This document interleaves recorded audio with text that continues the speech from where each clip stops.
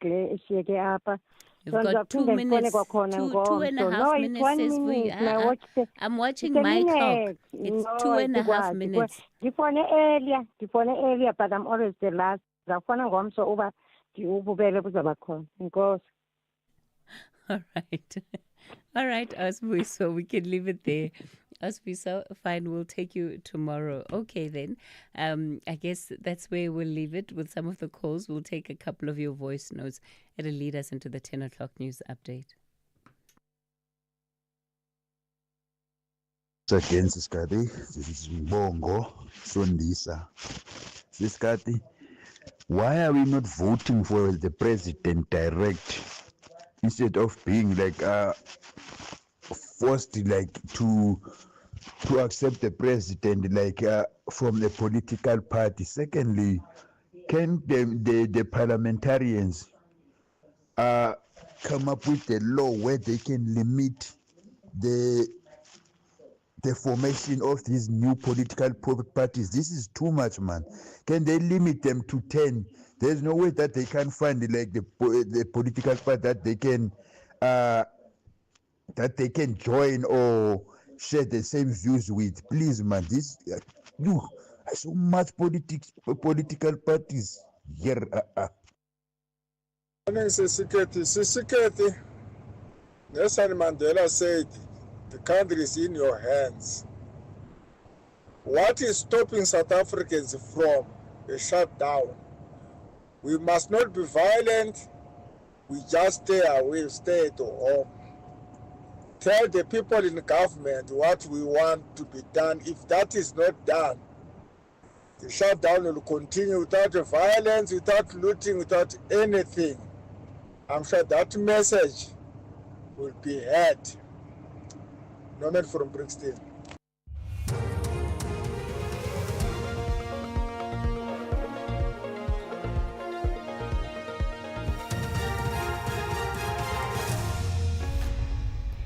In our top stories, political analyst weighs in on liberation movements, economic emancipation talks, and Lusikisiki mass murder trial set to begin.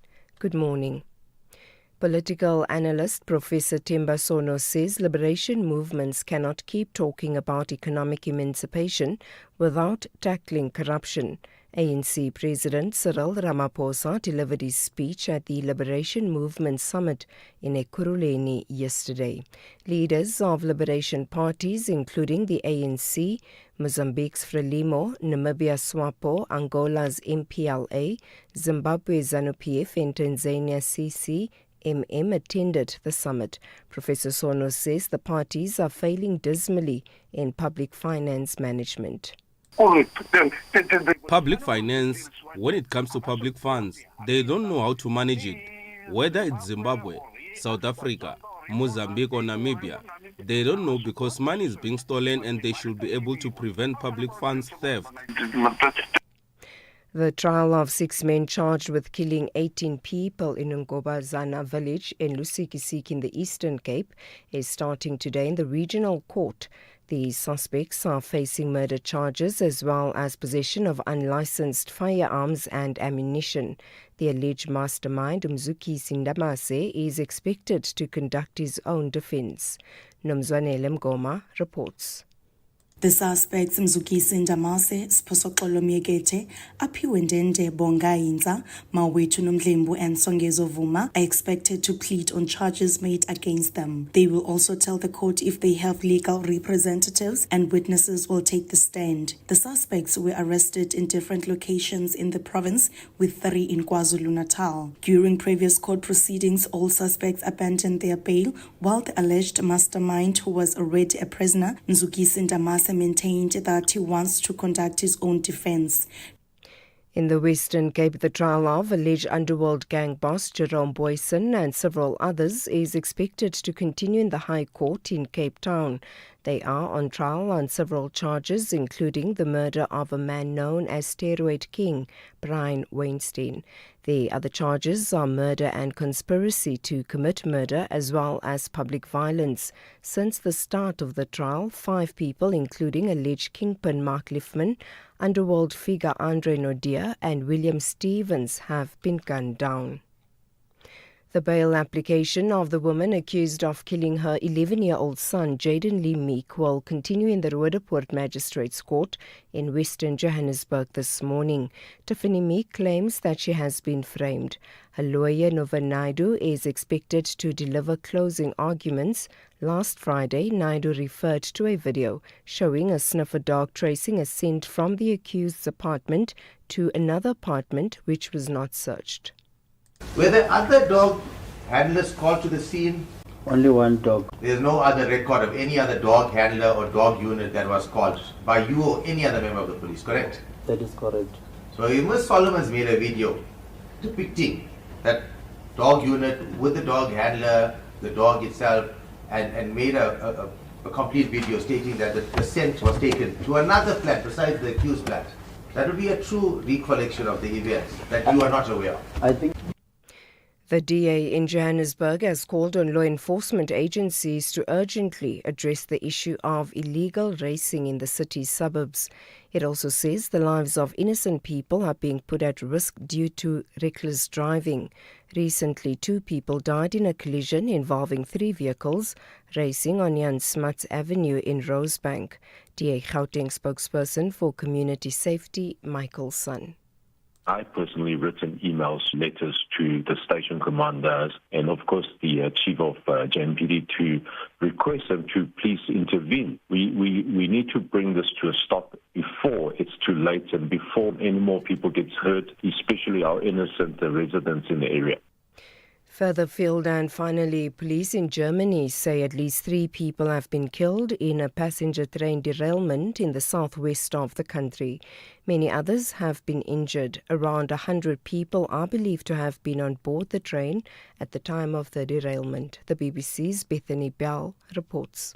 In a statement, the police said 2 carriages of a regional express train derailed early on Sunday evening. They said the cause of the accident is under investigation. Photos show carriages on their sides on a single track running through a forested area. Firefighters and emergency teams have been working to gain access to the passengers in the derailed carriages. Reports say there'd been a storm in the area shortly before the accident. Recapping the top story, political analyst Professor Themba Sono says liberation movements cannot keep talking about economic emancipation without tackling corruption. For SAFM News, I am Anne Musa. #SAFM Talking Point. Gender-based violence is destroying lives and tearing communities apart. It happens in homes, in schools, at workplaces, and too often in silence. But it doesn't have to continue. If you see it, speak out. If you are hurting, reach out. Because doing nothing is not an option.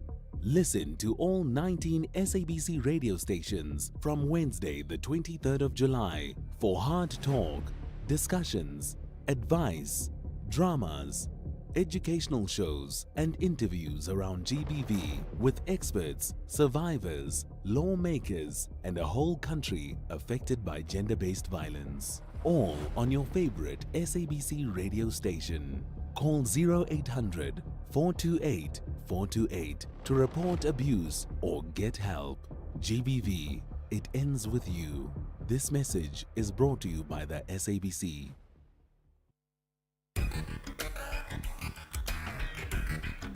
The Talking Point with Cathy Mohlahlana. Weekdays, 9 a.m. till midday.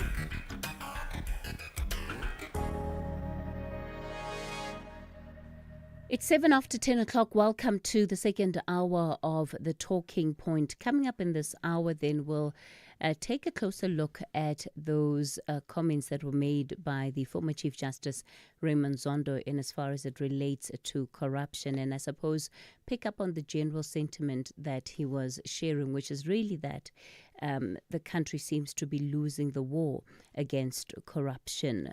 That's the conversation we'll have throughout the hour. Before we get into it, let's take a couple of your voice notes from the open line. Morning once again, Sis Cathy. This is Mbongo Sondisa.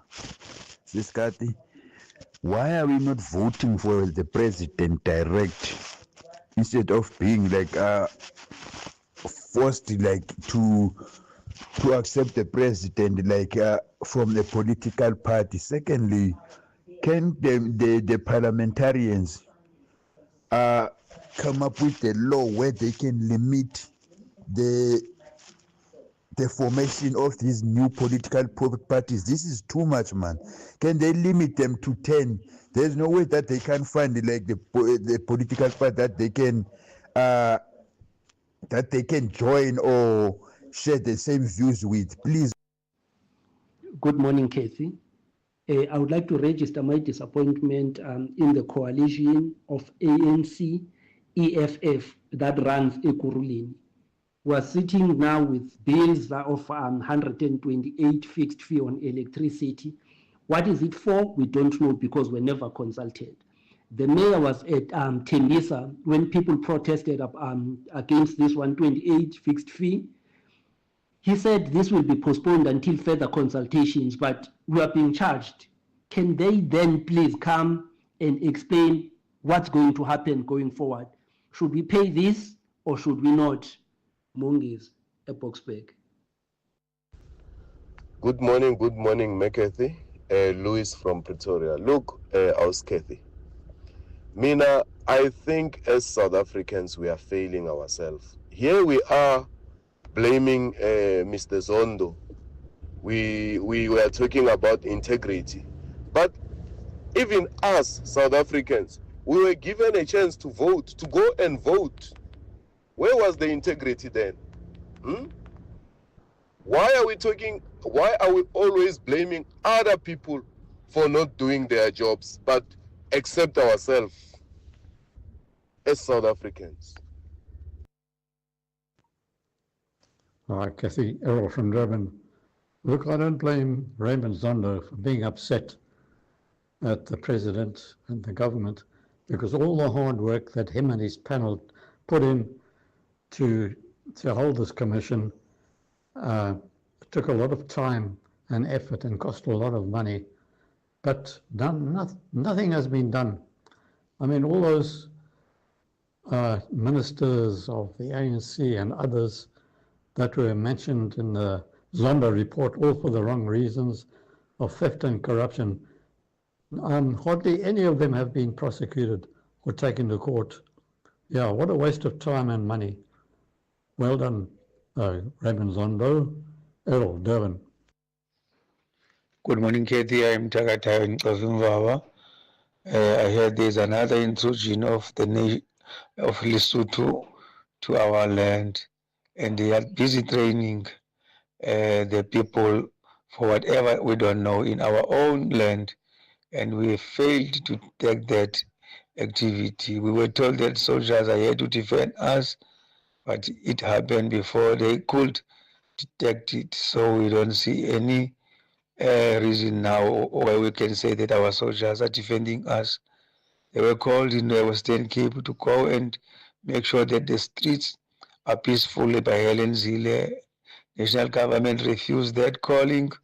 We really see this South Africa is exposed to every criminal activity. Thanks, Katie Tagata. Hashtag SAFM Talking Point. If you think you cannot afford a lawyer, think again. Clientele Legal has made professional legal services affordable for you. Whether it's a civil, criminal, or labor-related matter, we have a nationwide panel of attorneys standing by to assist you. SMS SAFM to 32195. That's SAFM to 32195 and we'll call you back. Clientele General is a licensed non-life insurer and an authorized FSP. Standard rates and terms and conditions apply. Hear the rhythm, feel the heat at the Imbaula Music Festival in partnership with SAFM, where music, culture, and community come alive. Join us on the 2nd of August 2025 at Pretoria Botanical Gardens from 10 a.m. to 10 p.m. to vibe to Sanal musician Calvin Momo, Amanda Black, Zing Lumalo, Trompis, and many more. More than just music. Share stories, spark change, and unite against gender-based violence. Grab your tickets at imbaula.co.za. Brought to you by SAFM and SABC1. Hear the rhythm, feel the heat. Imbaula. SAFM, leading the conversations that move us.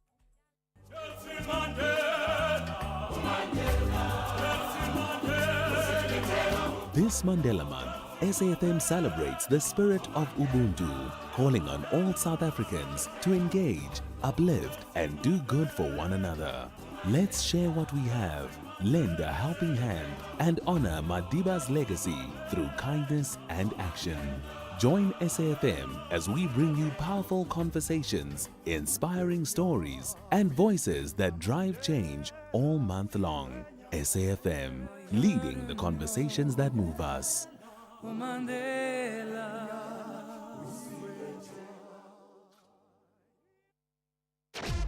The Talking Point with Cathy Mohlahlana. Weekdays, 9 a.m. till midday.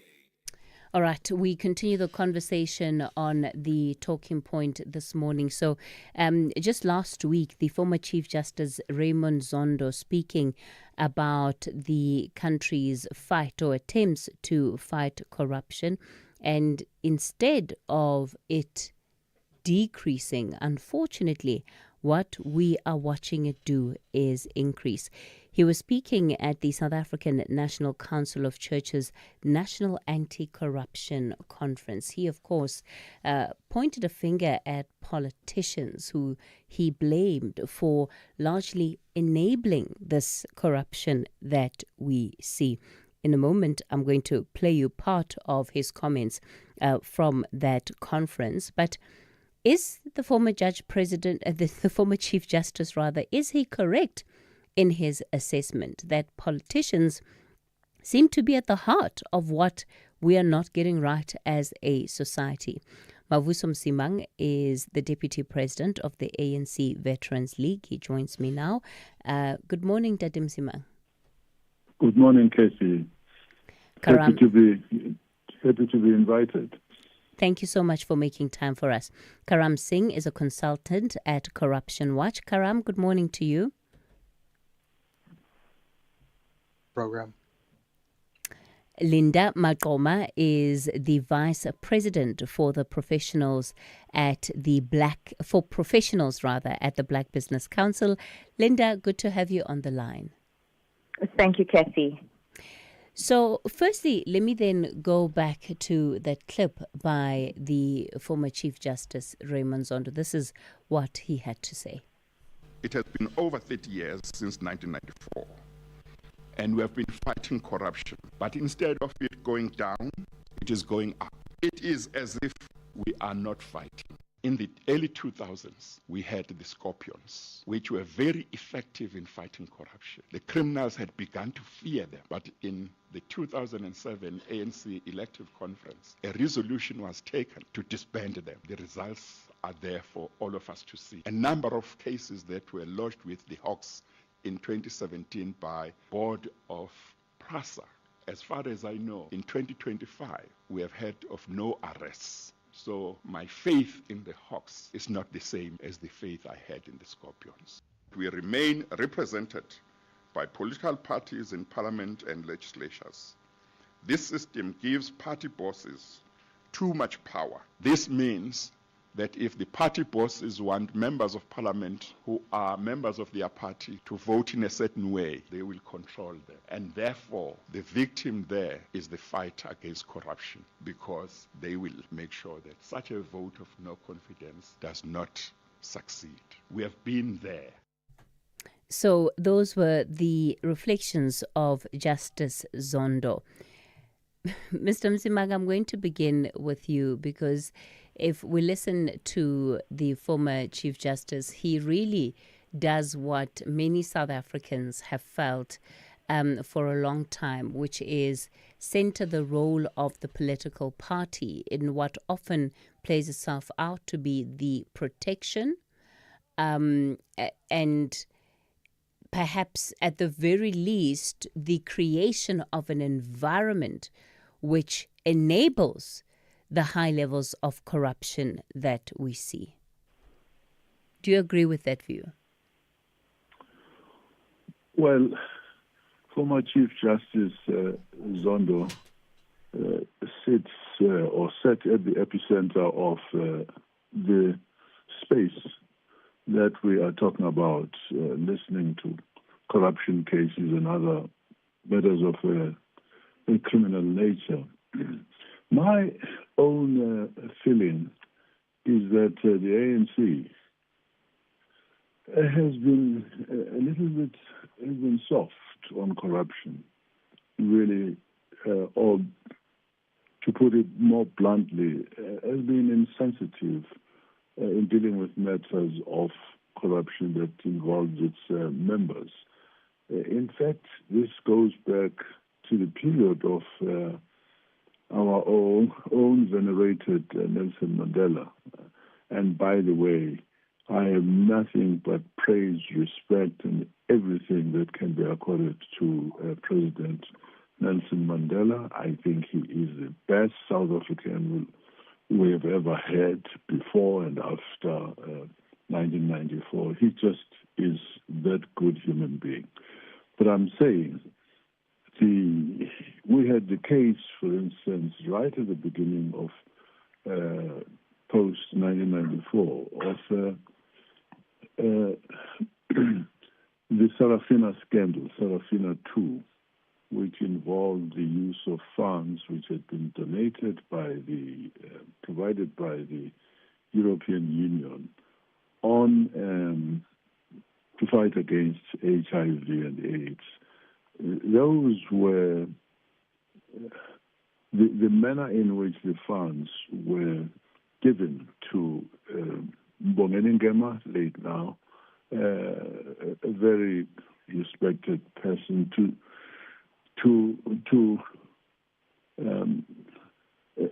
many people in this sphere, in this space, thought it was most inappropriate that the funds should be given in the manner that they were given. There were a lot of causes that needed to be supported to fight against HIV and AIDS. There was actually a scandal. One senior person in the Department of Health had to resign quite unfairly because she had nothing to do with this thing. But it was a scandal, and the least that one would have expected would be for the person involved to be admonished publicly. You don't do these things privately because you're elected by the public. We also have the case of a senior member of the ANC who obtained a driving license fraudulently.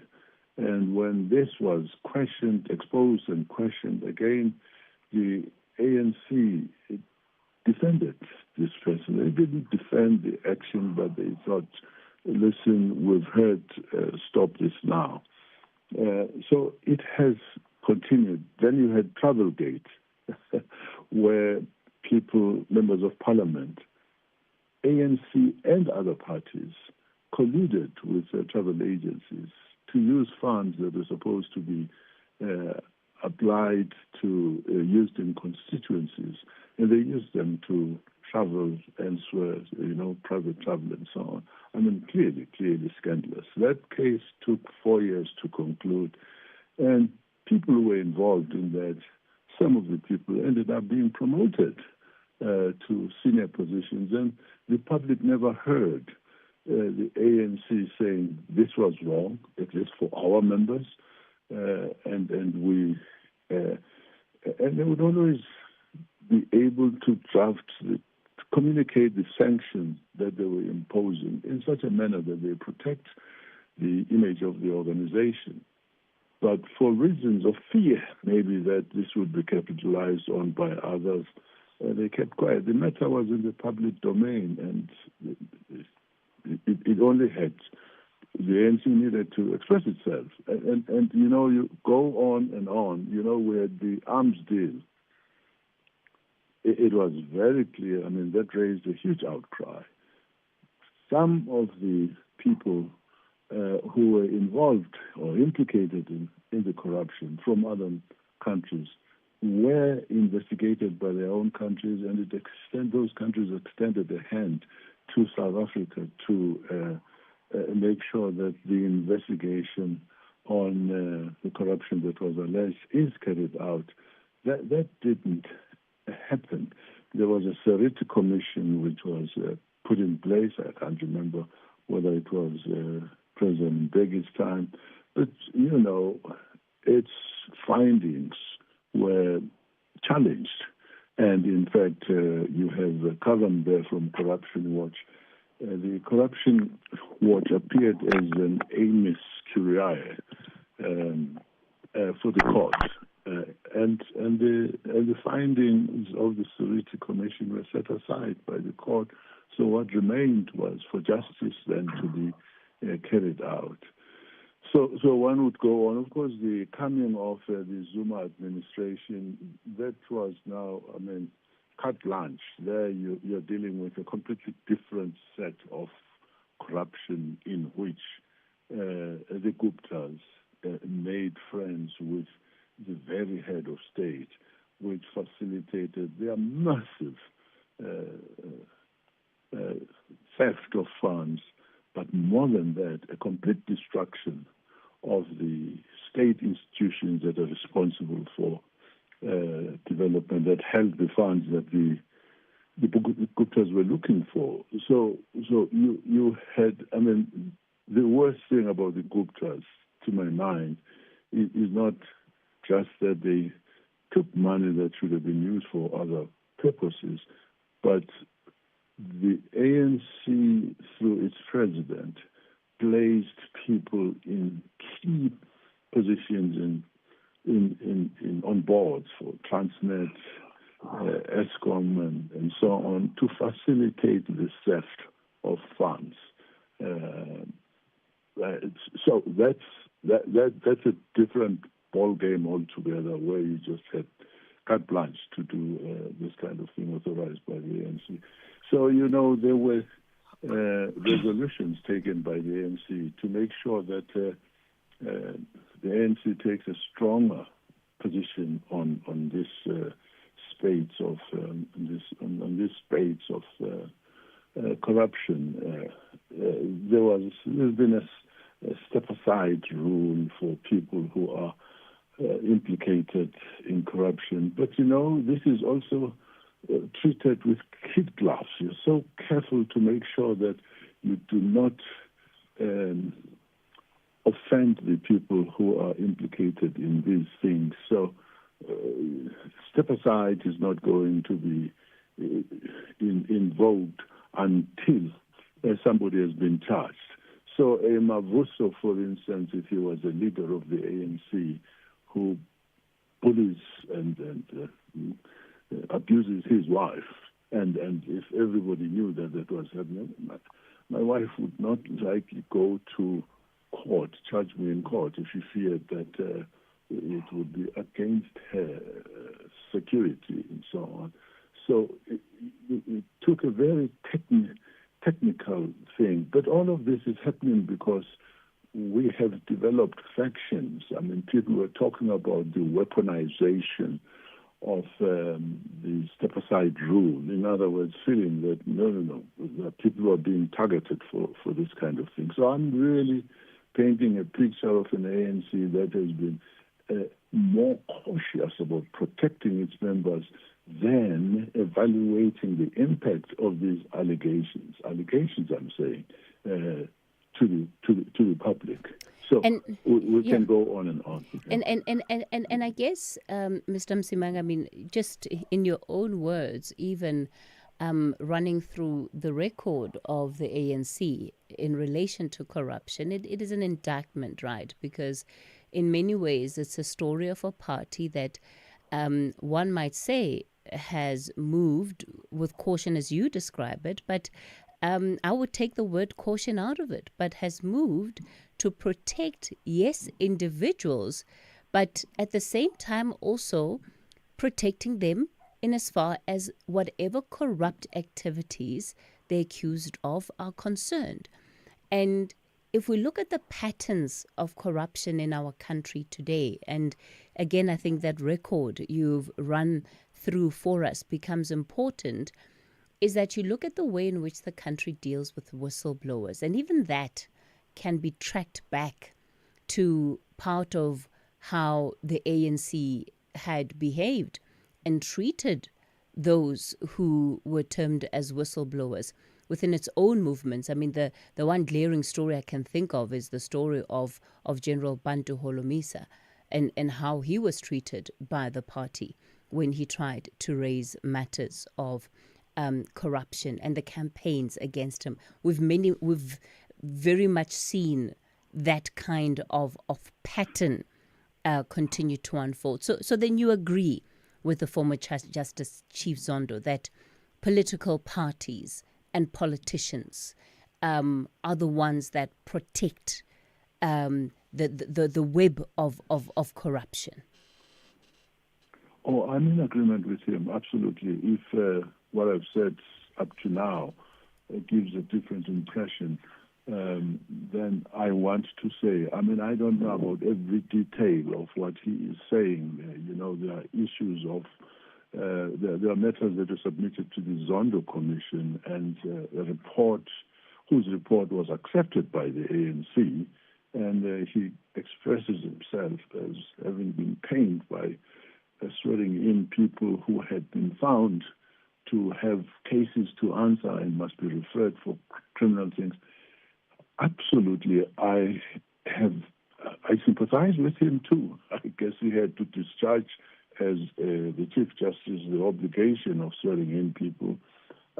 I don't think he had any option, but it pained him because not much had and still has been achieved in terms of prosecuting those people and determining whether they are guilty or not. Yes, absolutely. I'm in agreement with what you're saying. Okay. We're going to take a pause there. We'll continue with the conversation shortly. Karam, Linda, I'll be bringing you in. It's now 10:30. Time for your latest news headlines.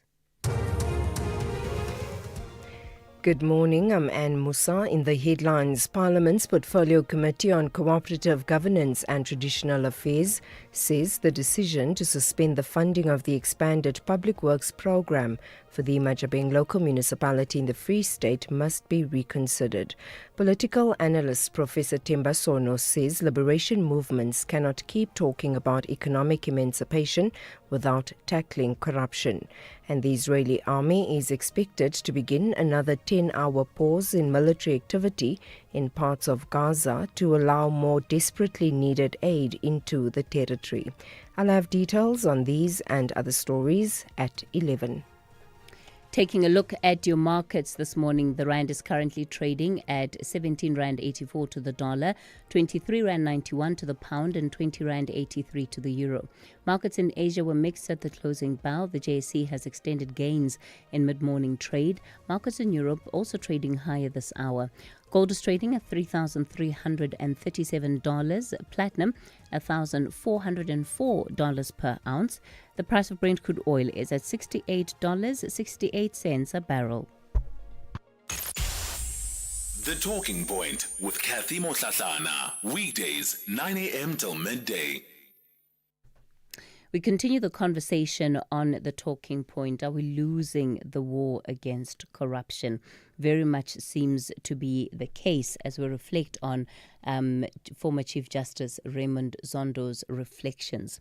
Joining me for this conversation, Mavuso Msimang, Deputy President, ANC Veterans League, Karam Singh, consultant at Corruption Watch, and Linda Maqoma, who is the current Vice President for Professionals at the Black Business Council.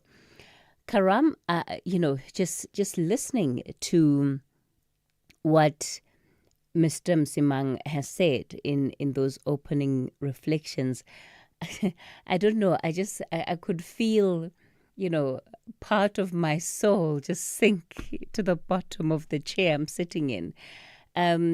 Because, of course, if we're to understand our current conditions, we have to track that history. We have to track that pattern.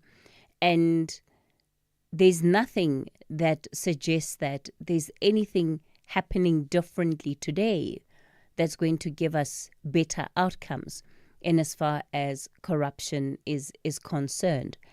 How do we move beyond the repetitive cycles that have been created? Yes, Cathy. I mean, a repetitive cycle indeed, and it's so interesting listening to Mavuso, give us this history lesson, because I think Judge Zondo couched his comments in a kind of 30-year reflection.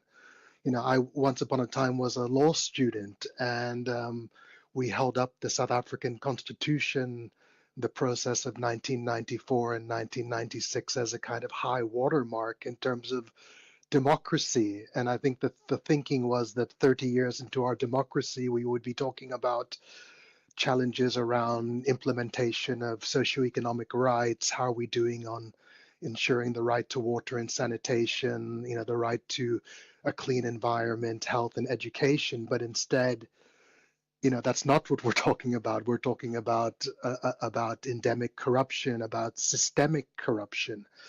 I mean, much of the history lesson that Mavuso shared with us, was the period prior to state capture. So I think it's important to note that, that corruption has been part of the post-democratic story, but that, there's also a deeper context to that, which is that the ANC did indeed inherit a corrupt state, and that we had a corrupt system, which was apartheid and colonialism, which created the template in many ways, and for which the corrupt schemes of the post-democratic era flowed from. And that was certainly true in terms of the arms deal. But the State Capture Commission, the Zondo Commission, was meant to be a tipping point, was meant to be the point at which there was a full acknowledgement of what happened, and then a kind of 180-degree turn, that there's a commitment that we would implement the findings and recommendations, and that it would be a new dawn. But this hasn't happened, and one of the reasons I think we have to be clear about why this didn't happen is that the Zondo Commission wasn't able to do a full job. There wasn't even hearings at the Zondo Commission on the question of the criminal justice system, on corruption within the police, on corruption within the prosecution authority. There have been other commissions of inquiry that have dealt with the MPA, but it hadn't been dealt with in a comprehensive way, certainly not by the Zondo Commission. So how can we think about moving on from state capture when we have a criminal justice system which was fundamentally hollowed out under state capture, and we don't have a comprehensive set of findings and recommendations to say, how are we going to take that to a new place? And I think that's really the challenge that we're sitting with now. One of the bugbears I've always had is around the fact that a commission of inquiry is a kind of, is an extra special species of law. It's not hardwired into our system. In a mature democracy with a functioning separation of powers, Parliament would do the role of holding the executive to account. The judiciary would then do its job in terms of pursuing the mandate of the criminal justice system.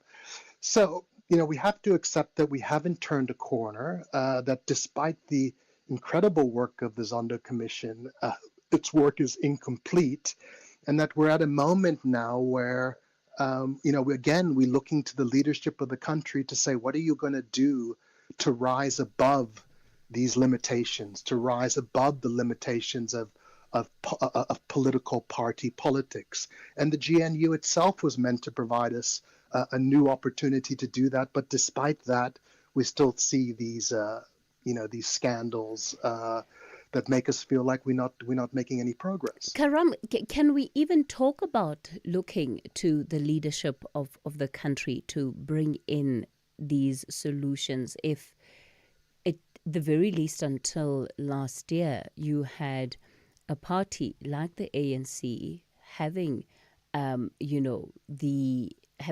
run the country 30 years into democracy.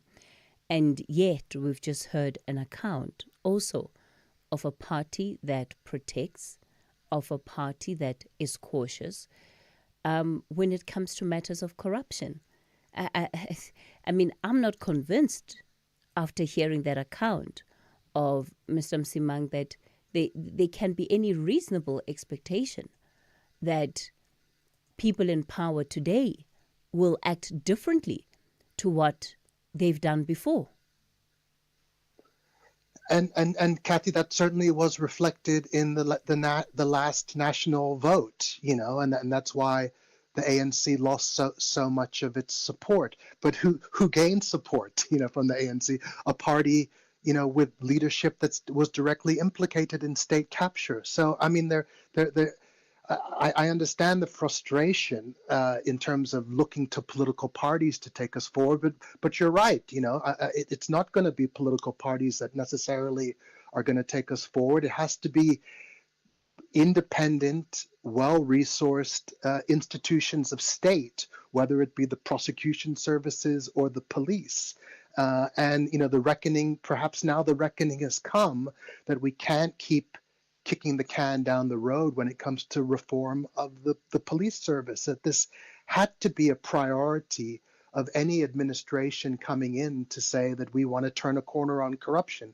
We're never going to turn a corner on corruption in this country until there's a fundamental reform of the police, until we're able to reestablish that basic sense of trust between citizen and the state in terms of the police executing its mandate without fear, favor, or prejudice, without corruption, and we're not there.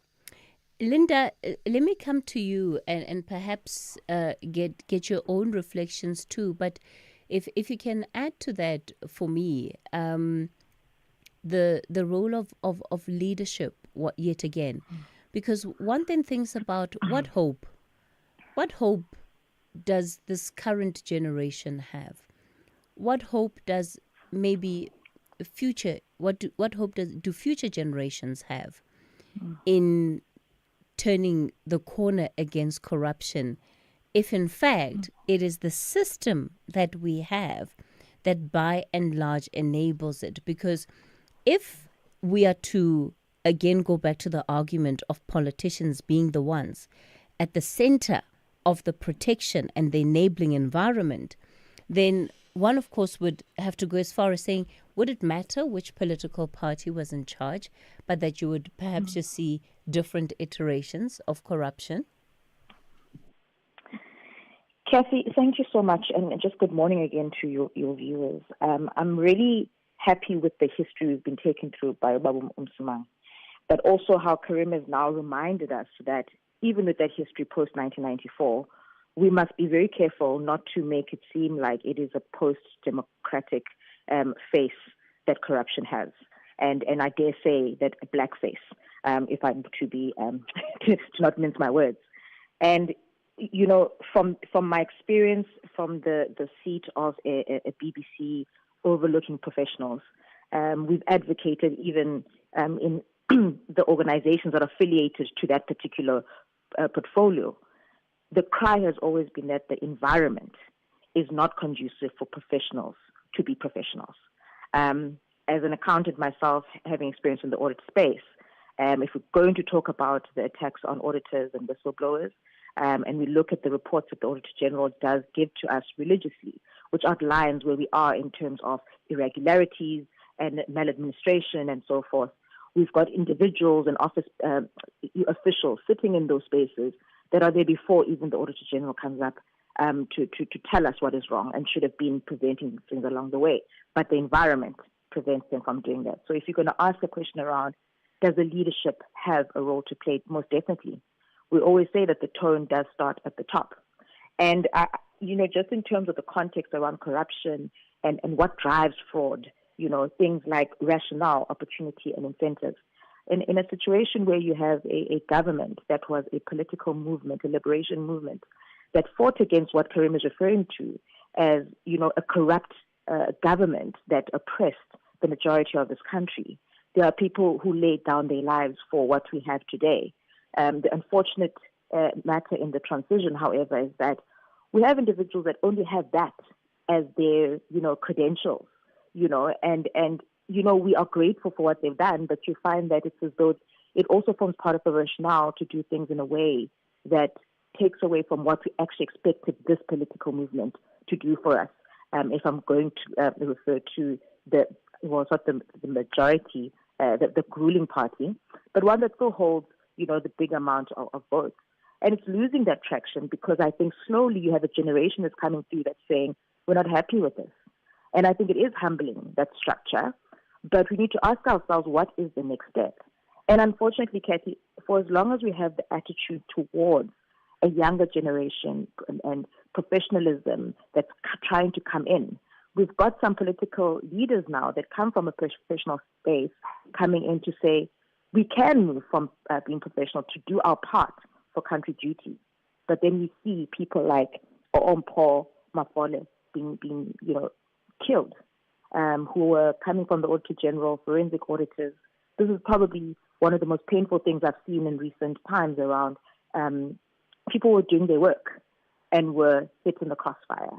It's not even a case that people go in there thinking that they're going to raise an issue, but just if you stumble on something, you're really at risk.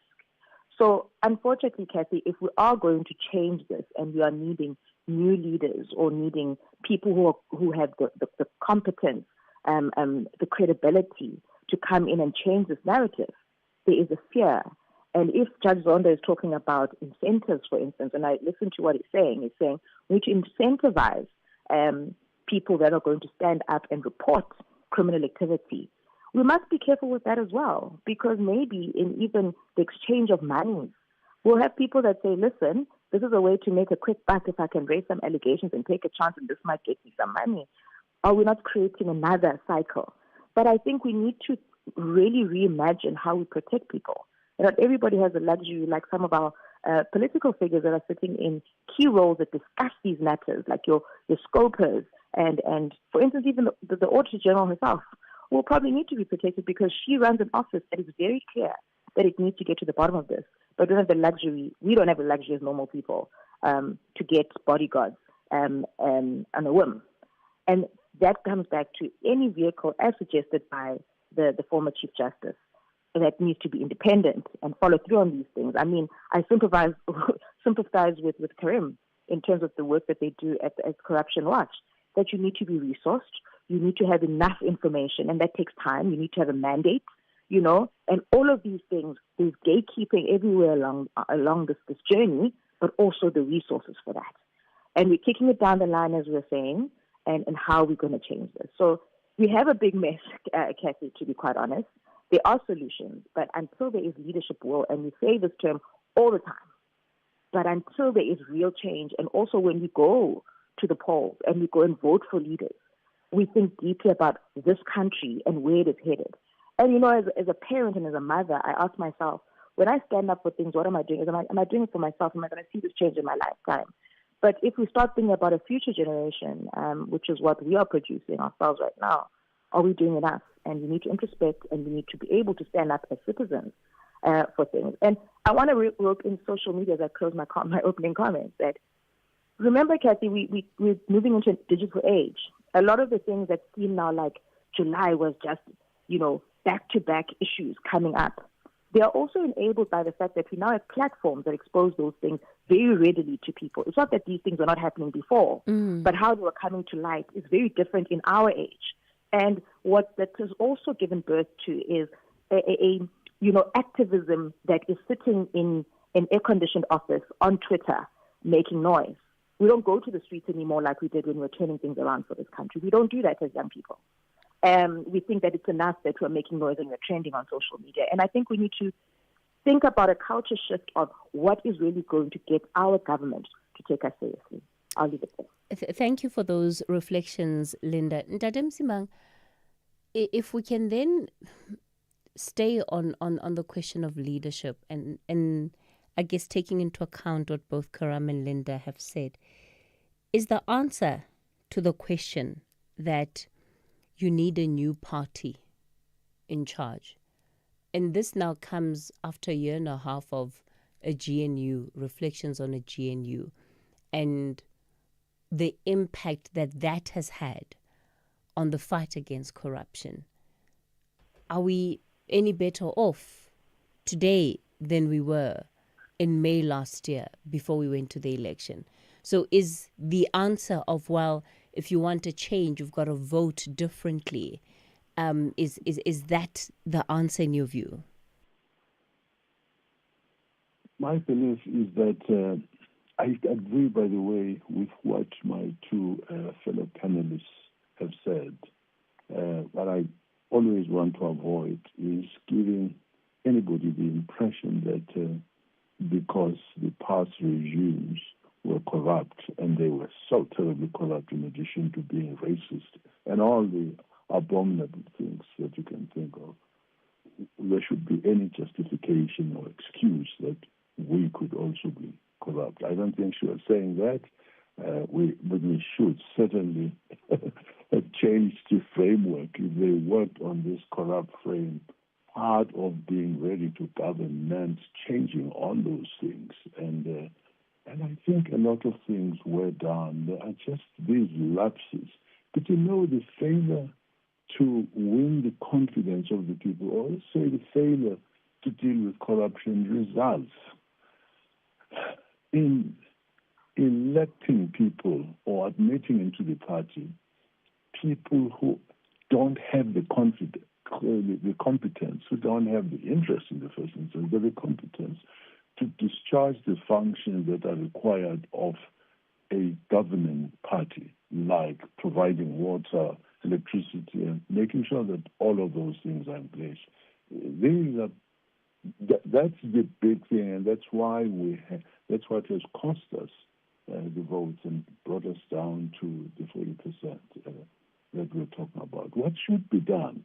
I want to say again, because of this failure, the reactionary people are now actually even challenging the necessity to have the empowerment of black people. You can't have had people, white people, running this country on their treadmill for 342 years, excluding by law other people, and think that that should not be corrected. And the only way, 1994 was a stepping stone to providing the needs of the people, economic and otherwise. And you can't but help the people or get on through legislation. The problem with our BE has been that it's, again, been abused and implemented incorrectly. But to hear people say the problem we have in our communities because there is BE, that's completely crazy, that's inconsiderate, and it's irrational. So that's what we've brought upon ourselves by failing to discharge our obligations properly. What should be done? I always say we messed it up, we older ones. We have messed up the situation, but the younger people cannot afford to disengage. The future is theirs. They don't have to. Not everybody must be in a political party, but they must be aware that things are going wrong and step in. Okay. And try. Okay, I'm going to have to pause you there.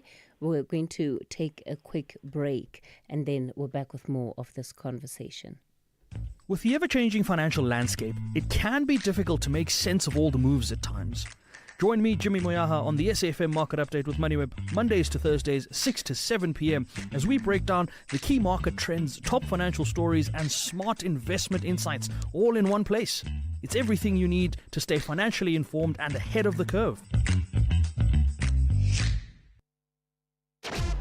The Talking Point with Cathy Mohlahlana. Weekdays, 9 a.m. till midday. We continue the conversation on The Talking Point. We're focusing on corruption. Why are we losing the fight against corruption? Quite a sobering conversation, I believe, we've been having over the last hour. I'm going to bring in some of your voice notes that you've sent through, and then we will continue with our guests. Good morning, Oscar, and good afternoon. Good morning to the SFM listeners. You know, this conversation about corruption and the ANC, as much as they are the political head and they were in the helm of power, a real corruption sometimes happens in the state institution, the machinery itself, rather than with the political heads. Political heads sometimes they're in charge of oversights, but then the director generals and the people who are underneath the director generals, they are the ones who are able to facilitate this corruption. And we need to find a way maybe to deal with them directly, or finding a way to deal with the DGs who are running departments in order maybe to curtail corruption. Hello, Susketi. I want to say that the old man, Mr. Msimang, is so gentle and soft to the ANC. He said they are a little bit soft. There's nothing they care about. The ANC doesn't care about corruption because it's where they are eating money. So what the judge was saying, it's correct, and I'm so happy that he's no longer seem to have the symptoms of being captured, as we all thought he's captured Mr. Zondo. Shout out to him. It's panel in Cape Town. Dango. Cathy and Plus FM listeners, good morning. My name is Tulani Nzema in Croydon. Cathy, I think it would be very shallow of us to want to confine corruption into only post-democracy, because we know for a fact that a lot of farms, all these that were owned by the state, were given based on skin color, including government tenders, government loans by the IDC, and so many others, to only people who were of particular race, that being whites. That's corruption, basically. I think the ANC had a pure mind before democracy, because they didn't know. They thought that by being forthright to be able to be economically active, up until they saw that it is through corrupt activities, hence the perpetual corruption that we are seeing even in our country, including what has been recently stated by General Mukwanazi. Thank you. All right, thanks for those WhatsApp voice notes. Unfortunately, we can only take a few due to the time constraints. Karam, Ntate Msimang says that young people should not get discouraged because, you know, we're the ones that have to solve this problem. And I guess in many ways acknowledging that they've done what they could. And so, you know, it's up to now future generations to see how we work it out for ourselves. What should we be doing right now that could yield results when power lies with politicians? They make decisions about how our lives are governed, how our lives are structured. It's a big question for Cathy, but I do think, you know, we have to go back to looking at the constitutional values and, you know, the basis upon which, you know, with Nelson Mandela coming in 1994, the optimism and hope of what it meant to be a post-apartheid country. And so I think there, you know, if we're looking at challenges around systemic corruption, around corruption seeping into the culture and into the society. So now we're not talking about DGs, we're talking about local government, we're talking about in dealings at schools, you know, within society. We have to take a step back and we have to have this conversation as a broader society to say, what are the principles, what are the values we want for our country, for our society going forward? And they do lie within the Constitution. The Constitution, you know, it's still on paper is still, you know, the basis upon which we can build a free and democratic society. So, you know, we have the rule of law. The country is not falling apart. We're not a failed state. But if we continue on this trajectory, it's gonna go in that direction. So we need to make demands upon the leadership, but ultimately we need to make demands upon ourselves, people within the business community, people within the education sector, people within the religious community. Everybody must be consistent in terms of how they speak out. in terms of the values that we seek to uphold, and a kind of moving towards a more of a zero tolerance approach in terms of our own individual dealings that could lead to unethical conduct and corrupt practices. Linda? Cathy, for me, I've always said that our country is just missing, the unity that is required for us to actually get things done and make an impact.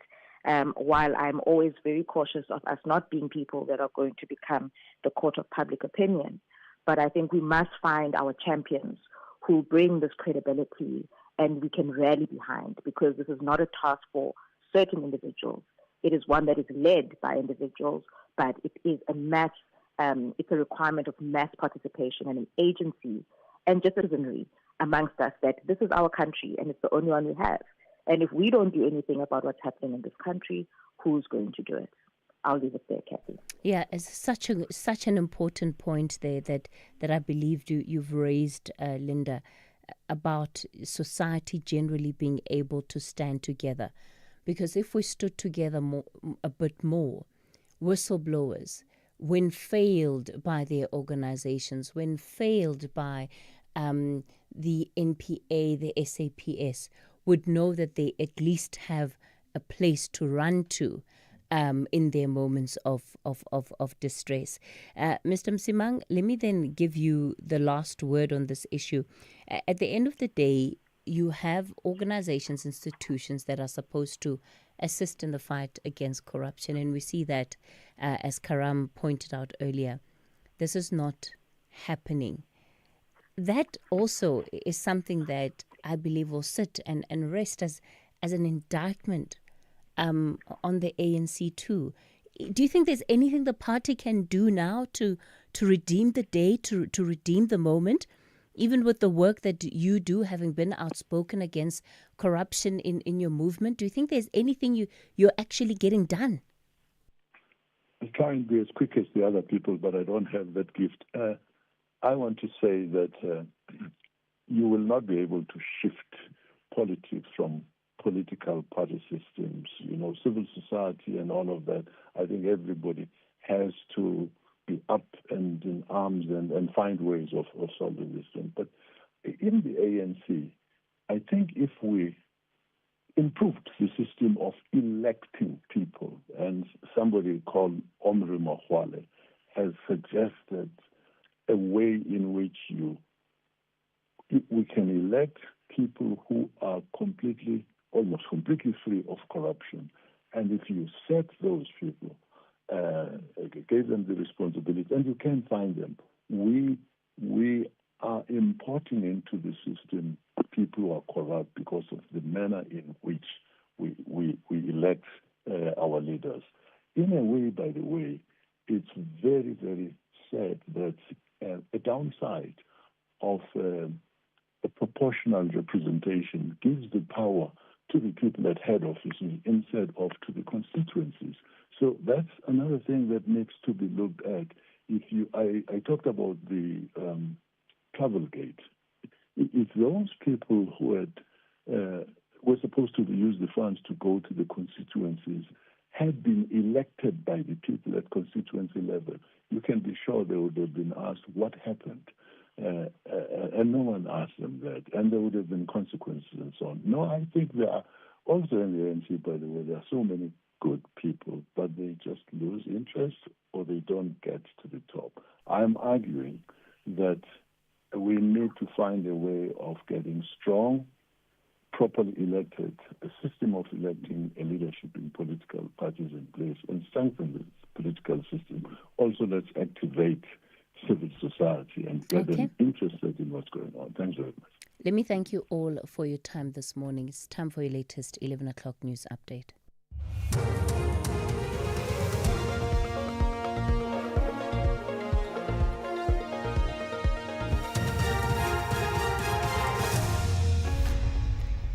In our top stories, President Ramaphosa urges export market expansion amid US tariff threats, and Israel announces a pause in Gaza fighting to open aid corridors.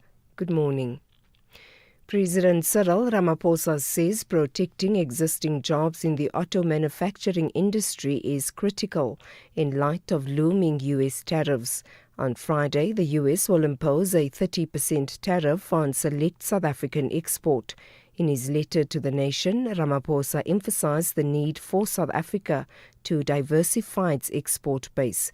He says government is committed to working with the sector to expand its continental footprint, including building on exports to the SADC region.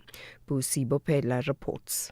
President Cyril Ramaphosa says government's support to the car manufacturing industry through the Automotive Production and Development Program will position South Africa as a key global manufacturing base for vehicles of the future.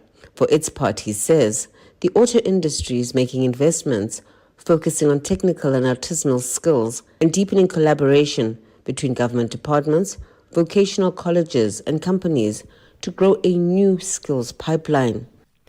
Parliament's Portfolio Committee on Cooperative Governance and Traditional Affairs says the decision to suspend the funding of the expanded Public Works Programme for the Majabeng local municipality in the Free State must be reconsidered.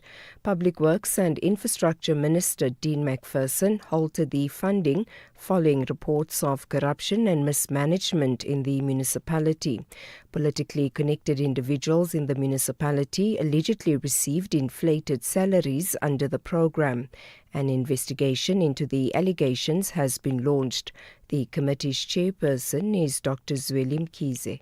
The bulk of the people who are involved in the PKWT are very poor people who receive a stipend of about 2,600 every month and have no means of their own to have any income. Now, because there is a low number that the allegation are about, I would have said those are the ones that must suspend their salaries until they complete the investigation. Mm-hmm. Political analyst Professor Tembasono says liberation movements cannot keep talking about economic emancipation without tackling corruption. ANC President Cyril Ramaphosa delivered his speech at the Liberation Movement Summit in Ekurhuleni yesterday. Leaders of liberation parties, including the ANC, Mozambique's Frelimo, Namibia's SWAPO, Angola's MPLA, Zimbabwe's ZANU-PF and Tanzania's CCMM attended the summit. Professor Sono says the parties are failing dismally in public finance management. Public finance, when it comes to public funds, they don't know how to manage it. Whether it's Zimbabwe, South Africa, Mozambique or Namibia, they don't know because money is being stolen and they should be able to prevent public funds theft. Several people have been injured in a crash involving 7 vehicles, including a bus on the M1 near Boysens in Johannesburg. No fatalities have been confirmed. An altercation between a passenger and the bus driver is reported to have caused the crash. The bus driver allegedly lost control of the vehicle, causing it to crash into other vehicles in the opposite lane. JMPD spokesperson Xolani Fihla has warned of traffic delays in the affected area. Law enforcement officials are on scene. The M1 North is currently closed to traffic at Boysens Road, causing significant disruptions, and motorists are advised to use Crownwood Road or Xavier Street as alternative routes from the M1 North. And finally, the Israeli army is expected to begin another 10-hour pause in military activity in parts of Gaza to allow more desperately needed aid into the territory. Israel announced its change in policy yesterday amid a global outcry over what the UN has called man-made mass starvation. The BBC's Yolanda Nell has the details. This morning, Israel's military was due to have begun another one of these humanitarian corridors to allow the UN and other international aid agencies to reach the crossings to start distributing the aid within Gaza. And then from 10 o'clock local time, there is supposed to be this localized pause in fighting in 3 areas of the Gaza Strip, in Gaza City, in Deir al-Balah in the centre, and then also Al-Mawasi on the coast. These are all places where there's a real concentration of population. Recapping the top story, President Cyril Ramaphosa says protecting existing jobs in the auto manufacturing industry is critical in light of looming U.S. tariffs. On Friday, the U.S. will impose a 30% tariff on select South African export. For SAFM News, I am Anne Musa.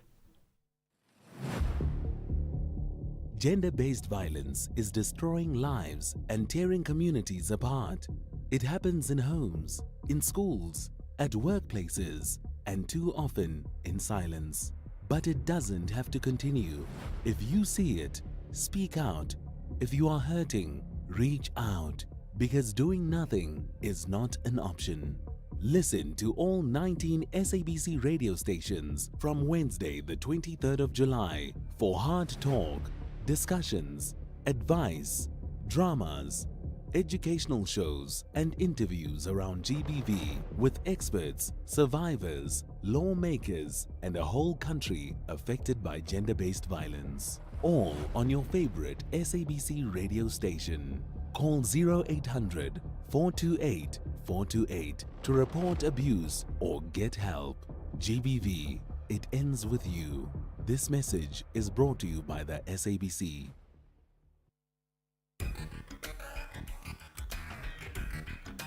The Talking Point with Cathy Mohlahlana. Weekdays, 9 a.m. till midday.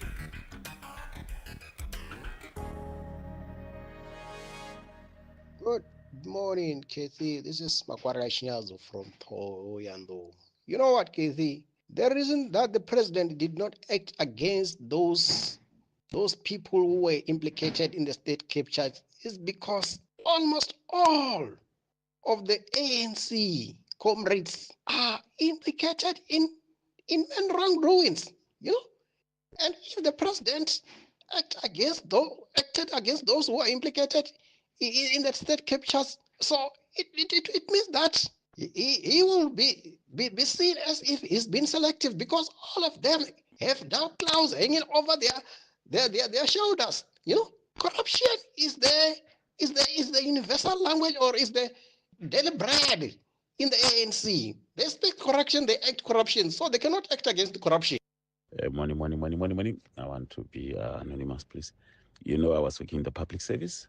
Yeah, I reported too much corruption in the public service. Another meeting, senior management called me in the morning. They told me that they understand what I'm reporting, and I must go to a certain person. He will give me a position, and I must forget about this thing. The second meeting, senior management came, and then I went to them. They told me that after that, I think I was nearly killed, because there were people who were looking for me, holding guns, and then they asked someone direction where I was staying, and then he gave them the wrong direction. Then that's how I survived. That is when I realized that it's tough to be a whistleblower. Yeah, thank you very much. I don't know. SAFM 104 to 107, nationwide. Hear the rhythm, feel the heat at the Imbaula Music Festival in partnership with SAFM, where music, culture, and community come alive.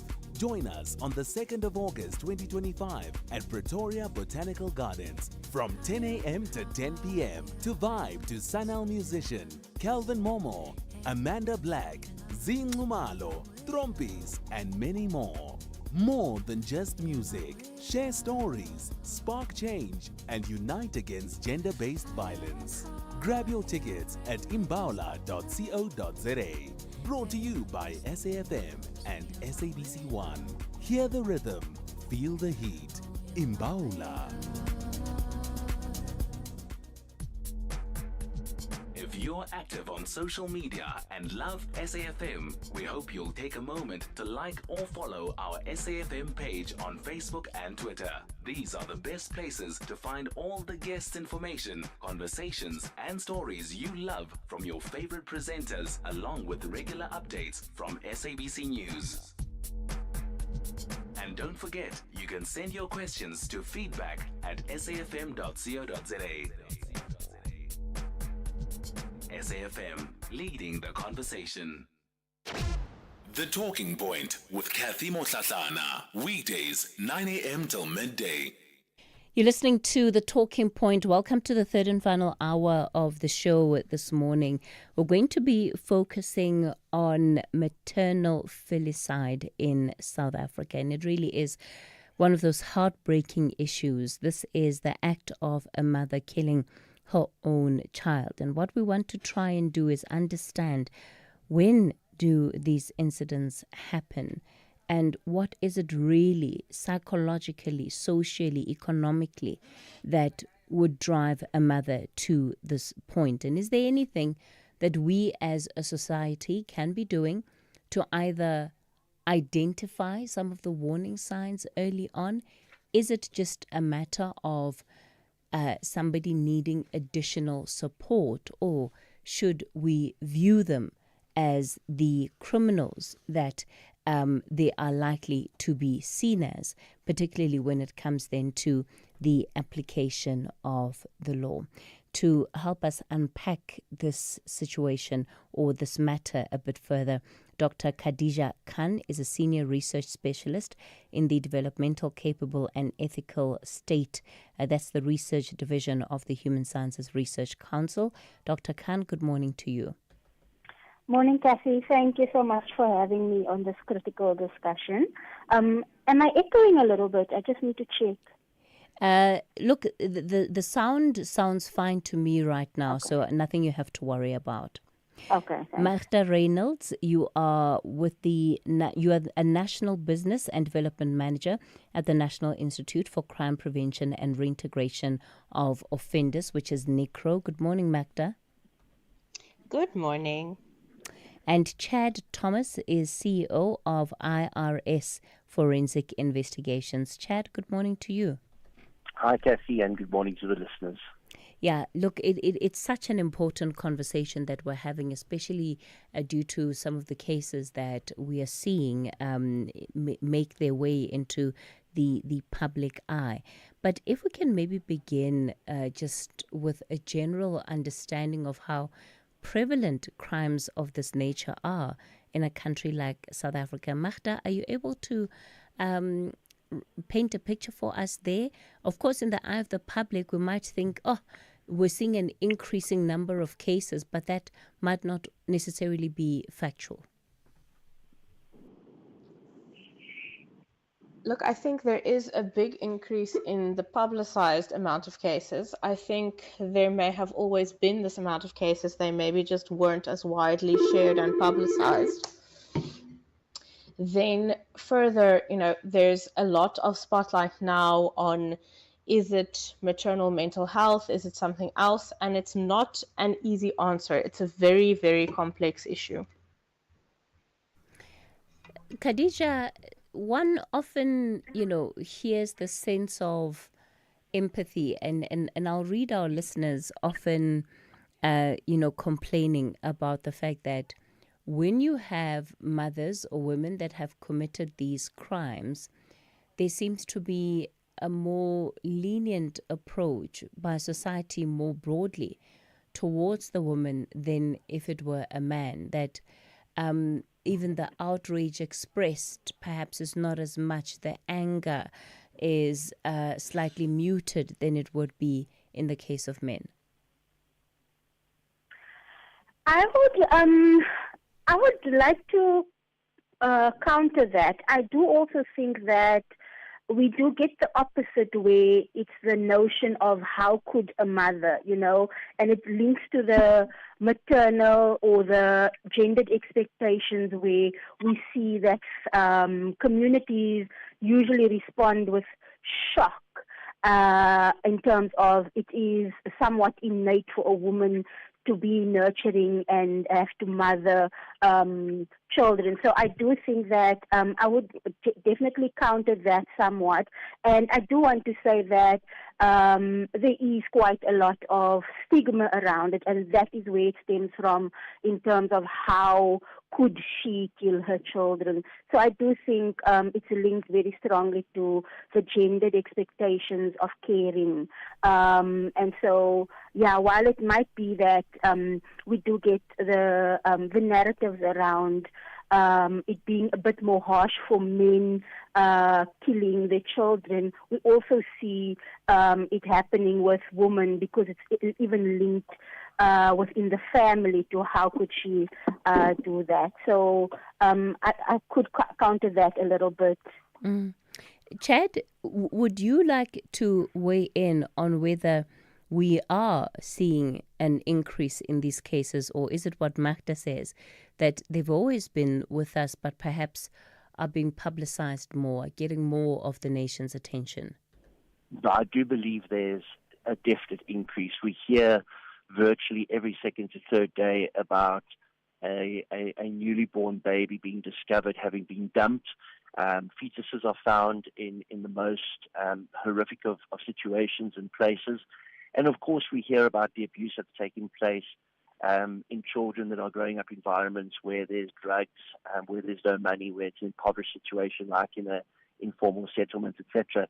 So I would actually take the stance that the abuse is on the increase. The fact of the matter is we have these situations where children are being abandoned at birth. They're left to the elements, and a lot of them are dying because they're exposed to the elements. And I think that should be considered exactly the same as a mother taking the life of her child. This is abandoning a child to the elements. That child most probably may land up dead. And it comes down to the societal issues that we're all experiencing, of course. It comes down to the issues pertaining to what's happening in our country from a drug prevention and substance abuse prevention perspective. And of course, poverty plays a large role. A lot of these children are being abandoned and left to die simply because the mother doesn't believe she'll be in a position to care for that child. So it's a very strange dynamic, because this isn't strictly just a crime. Like you said at the outset of the insert, there's all these other challenges from a societal perspective, from an economic perspective, that need to be taken into consideration as to why this is an ever-growing phenomenon. Sure. The point that you've raised there, Chad, and I must admit, up until you said it, I had not really thought about it in that way, that even a mother who abandons a young infant, whether leaves them by the sewer, but leaves them in a position where they cannot confirm that this child is indeed safe, could well be accused of the same crime, could be accused of taking that child's life because of just how sensitive infants are, or newborns are at the time of birth. Khadija, yes, there's a lot that would play into somebody committing a crime, any crime, but in particular when it comes to this kind of crime, what do we need to consider? What are the patterns that we have learned from those that have gone through this journey? What is it that they have taught us as society about why these crimes are committed? Okay. So I will go back to the point that Magda made around it is quite a complex phenomenon. And so I also like what the speaker before me has said in terms of that it is a crime, but it's also a socio-economic issue. And so when one looks at it in terms of contributory factors, one looks at an individual, parental level, familial level, and broader community and societal level. And so really when one looks at the parent level, there's a whole spectrum of things, particularly around mental health issues that it could be diagnosed or undiagnosed conditions that are untreated within mothers, or poorly managed mental health conditions that may manifest. But then also, which is linked to what was said earlier in terms of the infanticide or neonaticide, where it may be an unplanned pregnancy, and we see sometimes among teenage girls or young women, or even in abusive relationships. And one can see that substance abuse also alters decision-making and emotional regulation. So one can definitely see how at an individual level those factors contribute. And then also it was mentioned, if one looks at the family dynamic, in South Africa, financial status or economic status is one common theme that is across the different, or the motivations for filicide. And we see that sometimes it is parents considering, or mothers would want to relieve the child from the burden of existing because she cannot provide for the child. And I think also mothers have this guilt of, I cannot provide for you, and so it may be easier for me to relieve you or take you to a better place.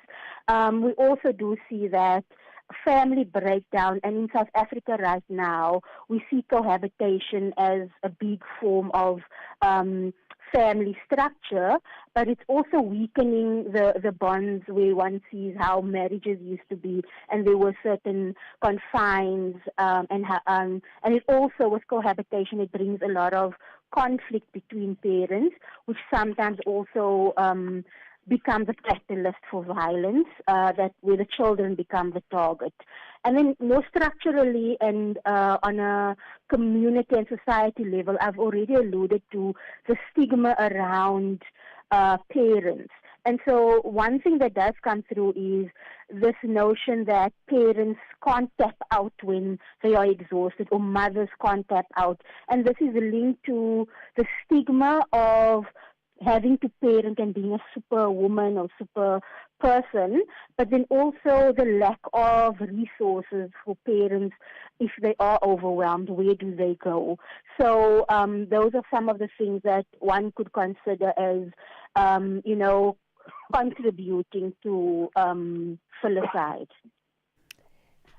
There's so much there that you've said, Khadija, and I'm thinking of other crimes in society, right? That whether we're looking at individuals that are murderers, serial murderers, rapists, serial rapists, those that steal, just thieves that end up being convicted of those crimes, that there are any number of reasons that could be given as to why they have committed a particular crime.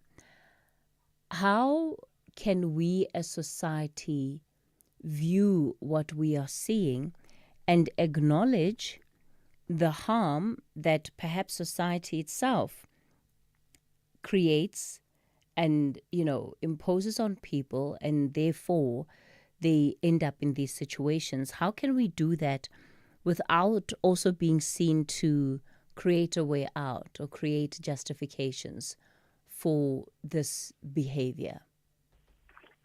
I do think that it is important for accountability that we do recognize the agency of a parent in terms of if one thinks that filicide is committed as an intended, so it is a deliberate, and also one would see that it is almost premeditated.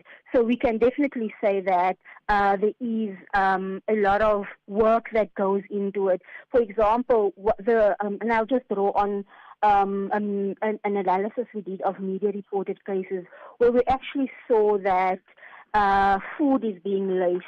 And so one can say that there is an intentionality of wanting to kill, but one has to understand where that stems from. And so it's not to say that we're taking that away. I do think that we recognize that there is an intention.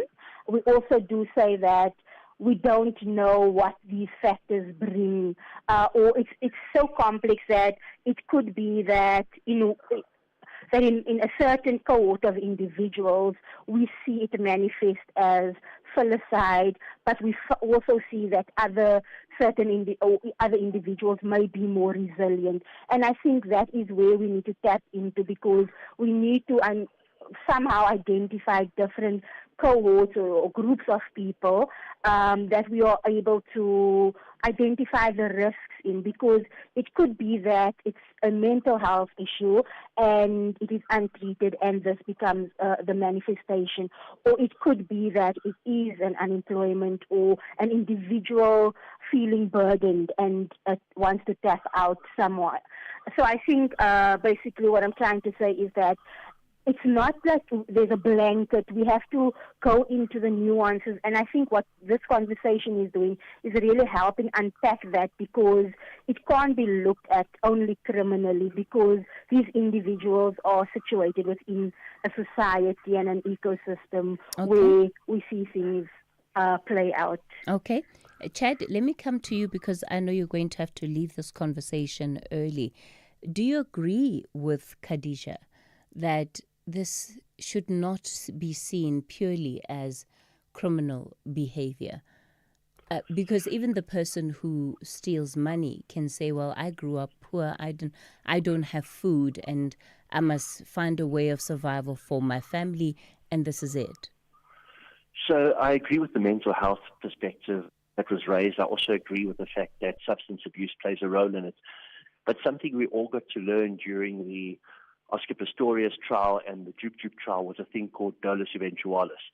If I'm going to abandon a newborn baby in the freezing cold in a sewer, I must be able to think about what the consequences could be, that child could die. And that's why dolus eventualis is such an important part of our jurisprudence. So we need to take into consideration the state of mind of the person when they committed the crime. And in trying to understand that state of mind, how much weight, and I don't want to push the conversation too much into a legal argument, but how much weight should we be placing? You know, is it a case of saying, look, here's an accused like Tiffany Meek, who's currently applying for bail. You know, she's suspect number one in the murder of her son. Should we look at that and say, well, shame, she probably has so much that led to this moment, so we should all be a little kind in wanting and in trying to understand what may have happened? We don't know the weight of the state's case, and you must understand that a prospect for a successful prosecution is normally slim. It takes a lot for a prosecutor to be confident enough to enroll a docket for prosecution. They want to make sure that they are 100% certain that they could get a conviction in that particular matter. And they take a lot of lead from the investigator initially. So one must understand that the fact that this case has been enrolled means that the state is exceptionally confident in terms of what they believe they can prove. And that's why there's a prima facie case to answer to at this point in time. We don't know the state's case. We don't know it fully. We know that in the Jup Jup case, they said that those children died in the car accident. It could have been foreseen when somebody drank alcohol and took drugs, what their actions could lead to. We don't know the basis of this particular case, but it will be very interesting to see how it plays out in court. All right. Thanks for those reflections. I'm going to take your latest headlines and then we'll continue with this conversation. Thank you, Cathy. Good morning. I'm Kolofelo. Therefore, Action SA parliamentary leader Athol Trollip has laid criminal charges against forensic investigator Paul O'Sullivan. This is in relation to a series of text messages that Trollip views as intimidating and hindering on his parliamentary oversight. President Cyril Ramaphosa says protecting existing jobs in the auto manufacturing industry is critical in light of looming U.S. tariffs. And Google has admitted that its earthquake warning system failed when two huge quakes hit Turkey in 2023. I'll have details at 12. From the shows that bring us laughter to the moments that inspire us, your SABC TV license makes it all possible. Every license paid supports local stories, top talent, and the programs that unite South Africa. Pay your TV license today. Visit tvlic.co.za or your nearest retail outlet. Hashtag your screen, your story. Together, we make it happen. The National Pulse, weekdays, 3 to 6 p.m. So 4 men arrested. That is significant. Tell us more. Okay. You'll recall Aman Swart, who was killed in April 2024. He was killed on the 17th of April 2024. And within 3 hours after his killing, Gauteng organized crime detectives then trace his killers. They find his killers, arrest them, seize the firearms that were in their possession. that include an AK-47 and 3 pistols. We immediately seize those firearms. We take them in for ballistics and so on. During December 2024, a ballistics report comes out and says the same murder weapon that was used in the Ahmad Swart case was also used in the DJ Somebody case, where DJ Somebody and his 2 bodyguards were shot and killed. Police spokesperson Brigadier Atlanta Martin. Ashraf Garda on SAFM. Find the podcast at safm.co.za.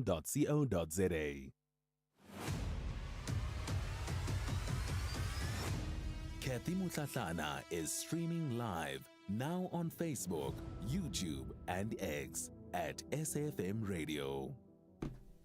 Well, we continue the conversation on the talking point, and we're looking at maternal filicide in South Africa. This is the act of a mother killing her own child, and really trying to understand the dynamics, the nuances that often play into a moment when an act of this nature can take place. Dr. Khadija Khan is with the Human Sciences Research Council. Magda Reynolds is with the National Institute for Crime Prevention and Reintegration of Offenders. And Chad Thomas, who's had to leave, is part of the IRS Forensic Investigations. Magda, I mean, based on everything that has been said, yes, to absolutely apply caution when it comes to trying to judge or even ascertain what the details of a matter such as the Meek case might be. The warning signs. Are there warning signs?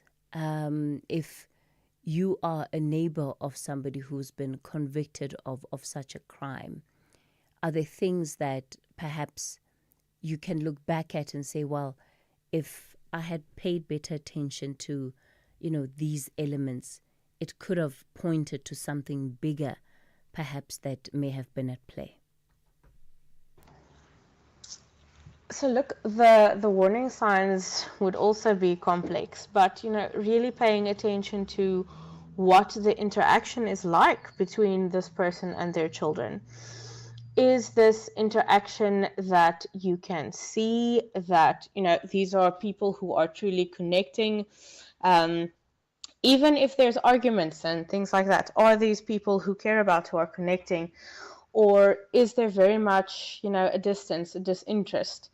Are we seeing people who are, looking depressed or expressing feelings of being overwhelmed, burnt out, not wanting to continue? Is it people who are perhaps speaking in a strange way about their children to say, okay, if I didn't have this child, my life would have looked like this and this and this, and not in a, conversational type way, in a we are serious in the conversation we are having way.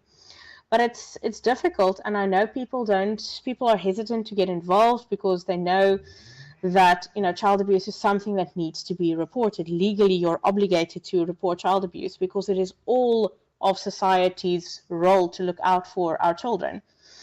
But people don't want to get involved in the legal system in the situation, with neighbors and friends. And then also everybody's so overwhelmed by their own daily lives that sometimes, when we sit down, like you say, and we reflect, then we can see what we missed. But in that moment, we perhaps may make it off as, I get tired as well. So maybe she's just tired today.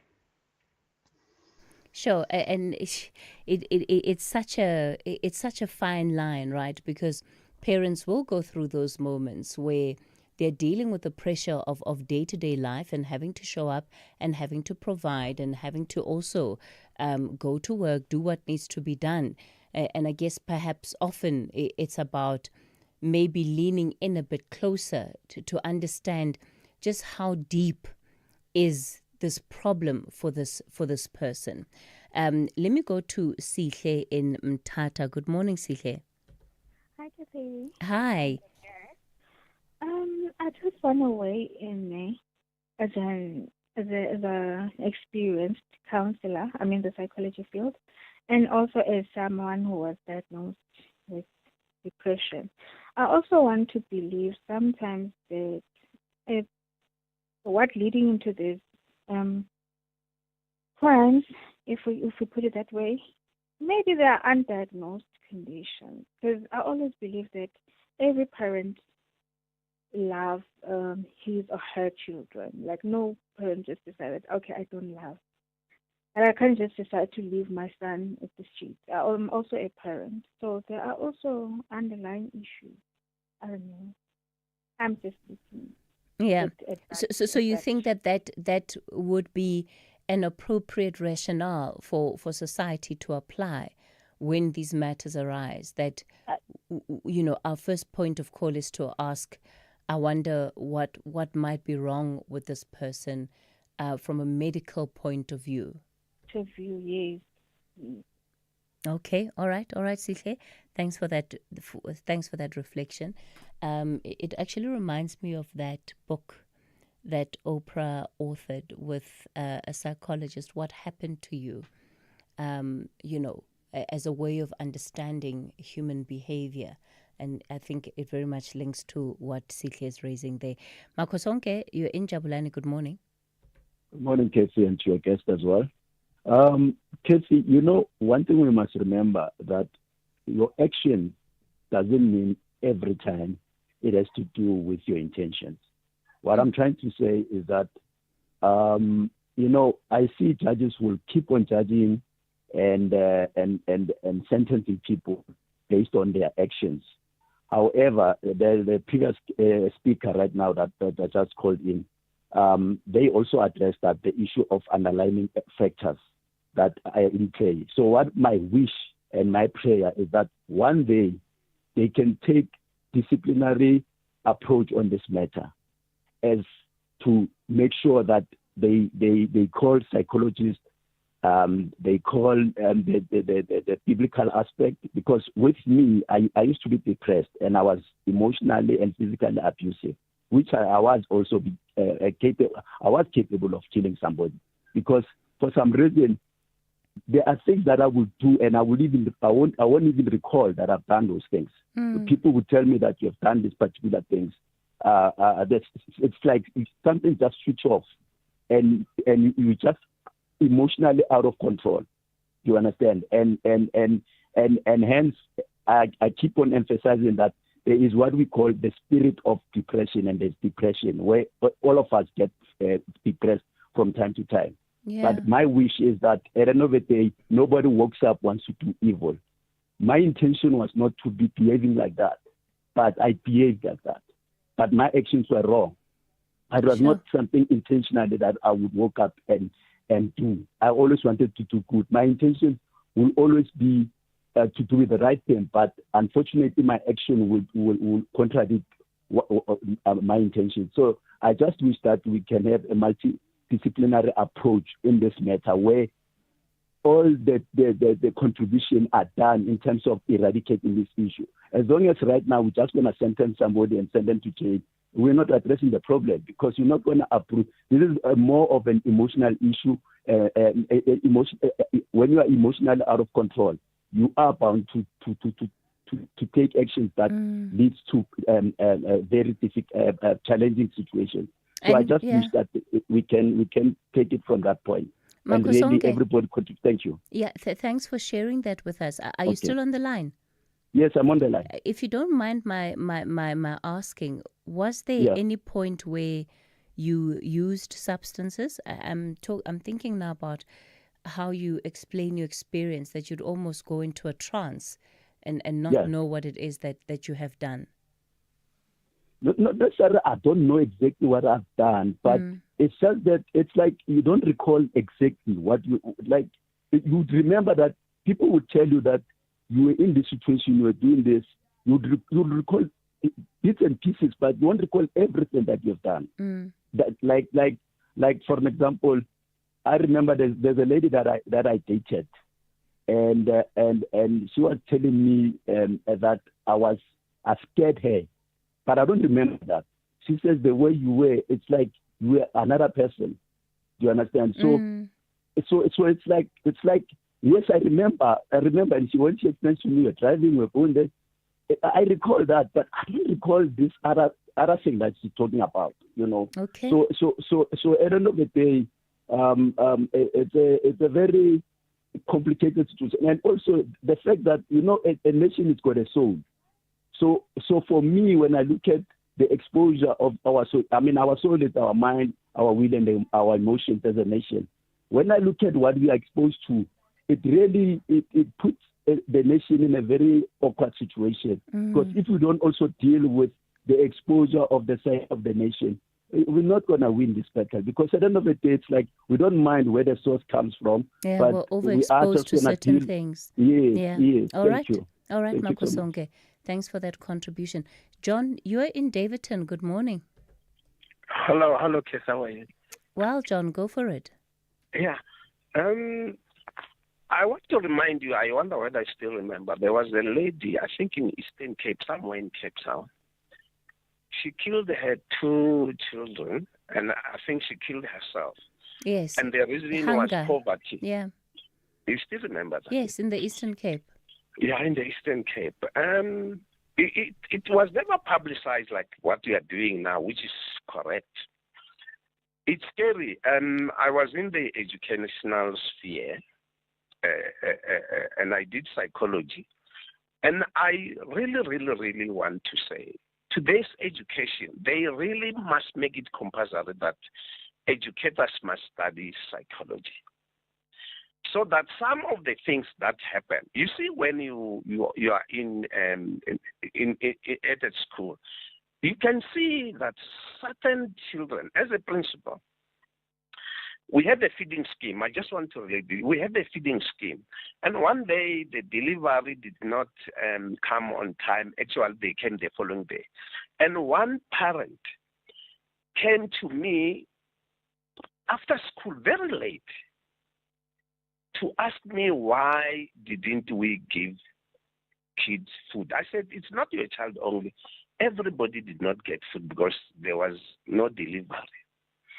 And the parent was crying, full of tears. And it was a Friday, I remember.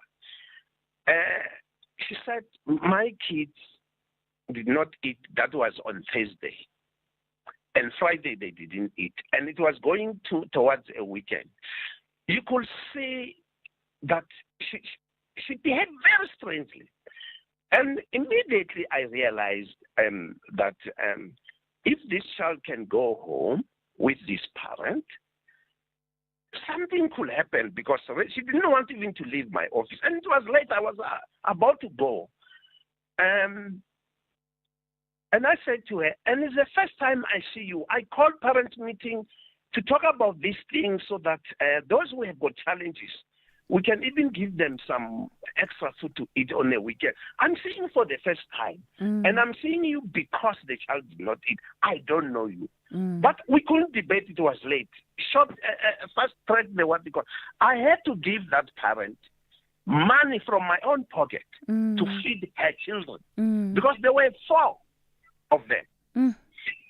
And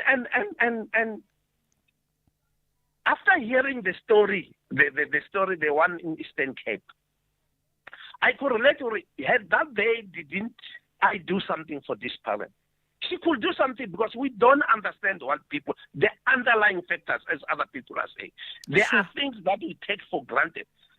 I didn't know that this food from school is so crucial for certain kids. Yeah. Or the truck did not come, it's fine. Sure. And the only reason the parent was bringing these kids to school, it was because there's food, not for education. If the child fails, you call the parents, they don't come. You see, does not come for failing, but for food. John. You cannot judge that parent. That's what I want to say, that really they are very serious psychological, and teachers must realize that. If I was the other one, I could have easily dismissed the parent to go home and say, you don't attend meeting. And when you hear on Monday that this thing happened, you don't even think that I could have done something to save the situation. John, thank you for calling in with that perspective. We're out of time for this conversation. Khadija, let me give you a chance then perhaps just to give your parting shot. Okay, so I do want to say that I appreciate this. Is a bit of an echo. Appreciate what the callers have said in terms of the mental health issues I do also think that what was touched on now by John was really in terms of the education system, the health system, social development, and how we can actually have a multi-sectoral approach. Because something we don't see is some of the filicide cases are not necessarily abused or consistently abused cases. It is a once-off case that happens, but there are signs. And so definitely we do need approaches that are proactive, that not only looks at children who are currently being abused, but also look at parenting issues. And so I think really the promotion of psychological well-being is an important one. I do also think the involvement of men in child rearing is something quite important. What we do see is that children or families are able to access law enforcement quicker than they are able to access psychosocial support services, which is actually, putting them in a position that they are in a justice system, but they don't get the adequate support that they do need. So I will leave it there because I know we're out of time. All right. Thank you. Thank you all for your contributions to this conversation. We are completely out of time. That's where I'll leave it with you for today. Show back with you again tomorrow between 9 and midday. Up next, the book reading. SFM's award-winning drama department presents another episode of the book, A Testament of Hope, the autobiography of Dr. Sam Motswenyane. Please note that the views expressed in this book are not that of the station. Listeners' discretion is advised.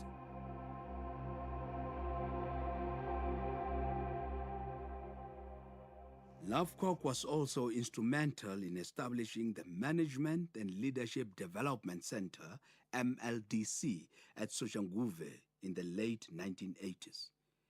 It was our dream after acquiring the 13-hectare site at Soshanguve that, in addition to establishing offices and a large shopping complex, we should also build a management training institution that would prepare managers for the transition period when black people would be moving into the leadership of large business organizations.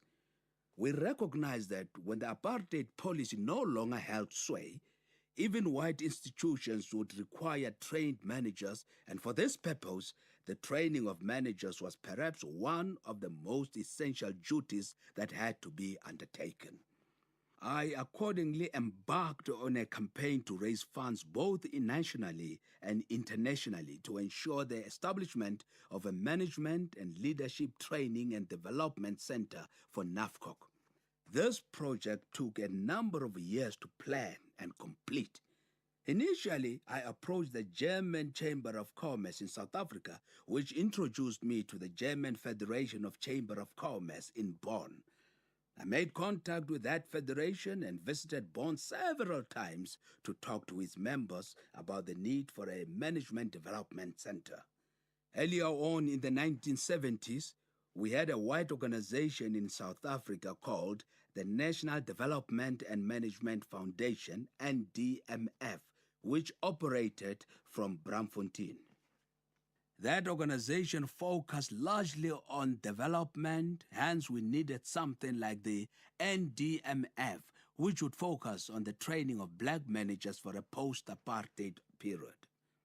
The German Federation of Chamber of Commerce made a substantial contribution towards the setting up of the MLDC. Altogether, I collected donations both nationally and internationally amounting to over 6 million rand. This money was used to build the center at Soshanguve. The center was well equipped with laboratories, training rooms, computers, and a library. When I left NAFCOC in 1992, the center was just about to be opened. I had, for this purpose, carefully selected and invited Dr. Molly Nkosi, a PhD economist who had some teaching experience in America and had also directed a program operated under the United Nations in Zimbabwe. I traveled to Harare to invite him to come and head up the MLDC. However, not long after that, Executive Director of NAFCOC, Mr. Mufasi Lekuta, resigned. When this happened, Dr. Nkosi agreed to relinquish his position as CEO of MLDC and became the Executive Director of NAFCOC.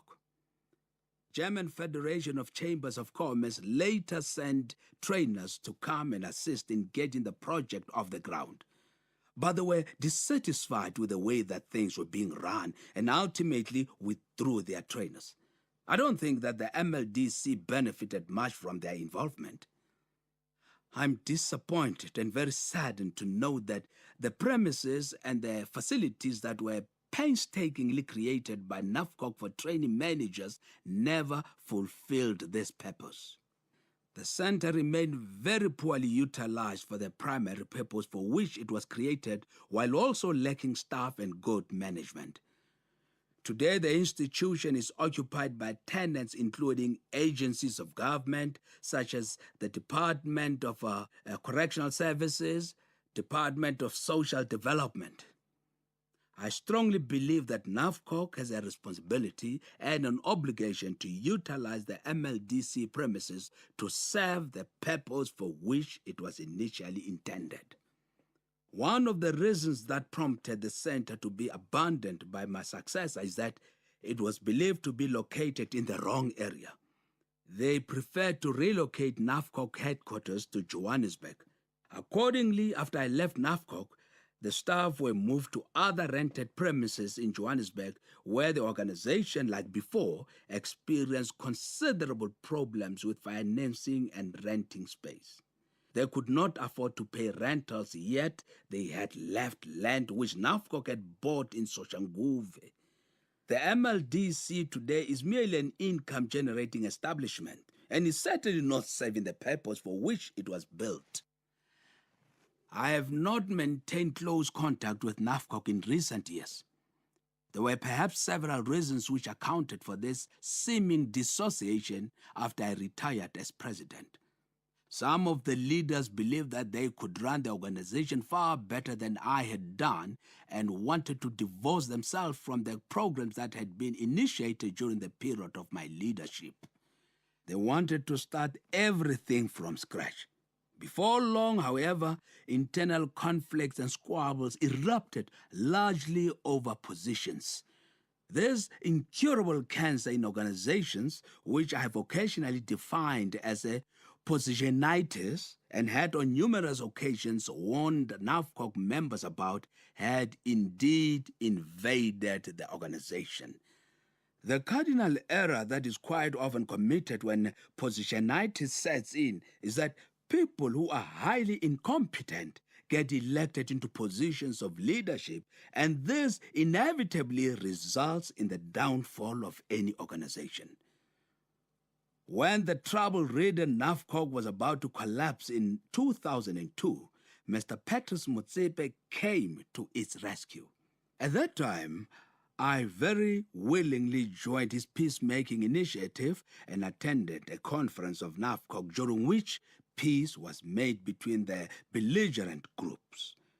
Mr. Motsepe led the organization as president, and during his term of 4 years brought some semblance of stability to NAFCOC. When he resigned from the organization in 2007, the presidency was taken over by Ms. Buhle Mthethwa, who occupied this position until she was overthrown in a coup d'etat. Very little that is good is said in the press about NAFCOC nowadays. In truth, I do not know what they are doing. For all the years that I was president, we never missed a single annual conference, and we always accounted fully for the funds that were used with audited reports. I was very happy to lead a stable organization that had no internal squabbles and no problems regarding the use of money.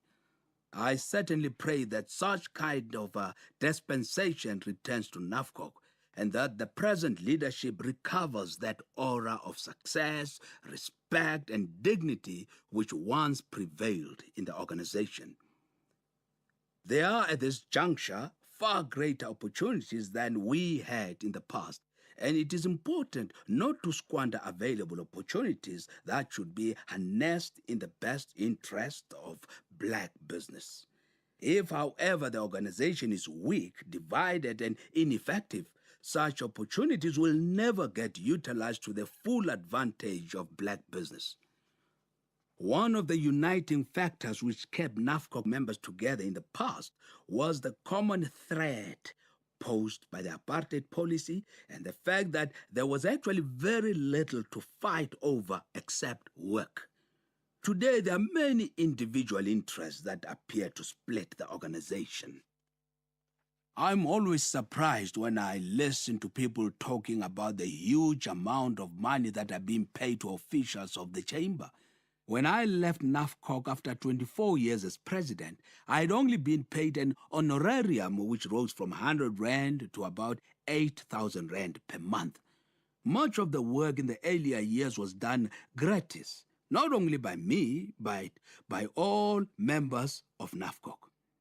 More emphasis was put on nation building and sacrifice at the time because the organization did not have sufficient funds to pay salaries. The situation was so bad that when I left presidency of NAFCOC in 1992, I was owed 100,000 Rand in unpaid honoraria. My retirement from NAFCOC in 1992 and the handover to the new president went smoothly. We had prepared Mr. Nkonyeni, who was the first deputy president, to take over the presidency from me. I was confident that with his sound business training and a proven managerial ability and experience, he would run NAFCOC even better than I did. He was a much younger person than me, and so I looked forward with tremendous anticipation to the future of the organization with him at the helm. Sadly, soon after I retired from NAFCOC, there was some agitation by the Johannesburg Regional Chamber against the leadership of Mr. Nkonyeni. I was deeply disappointed when he was voted out of leadership so soon due to the influence of people in the Johannesburg area with questionable motives. He retired during 1994, having served as president for only 2 years.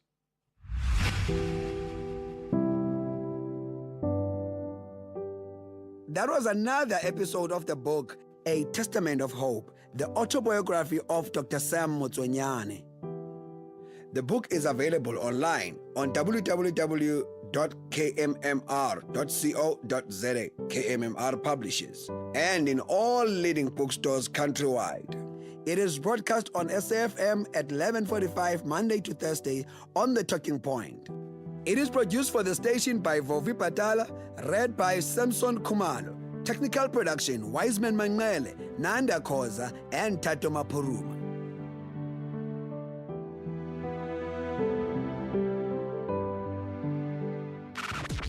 SAFM 104 to 107, nationwide.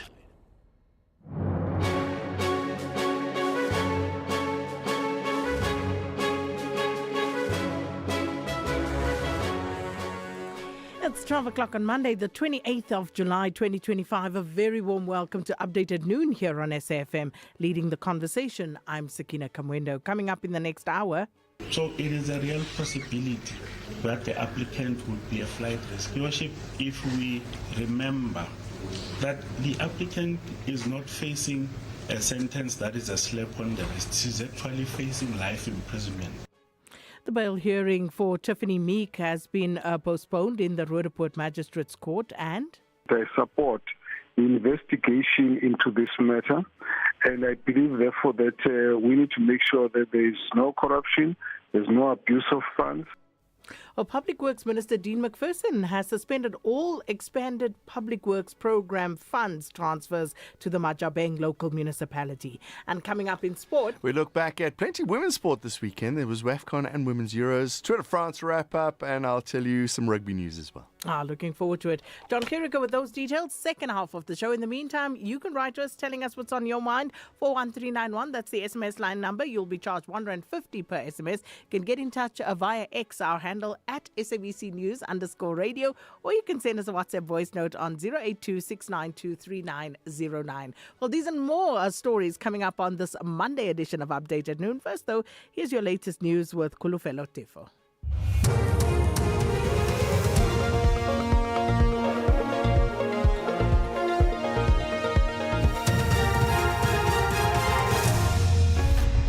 Thank you, Sakina. Top stories this hour. Trolip opens case against O'Sullivan and Ramaphosa optimistic auto sector will adapt to U.S. tariffs.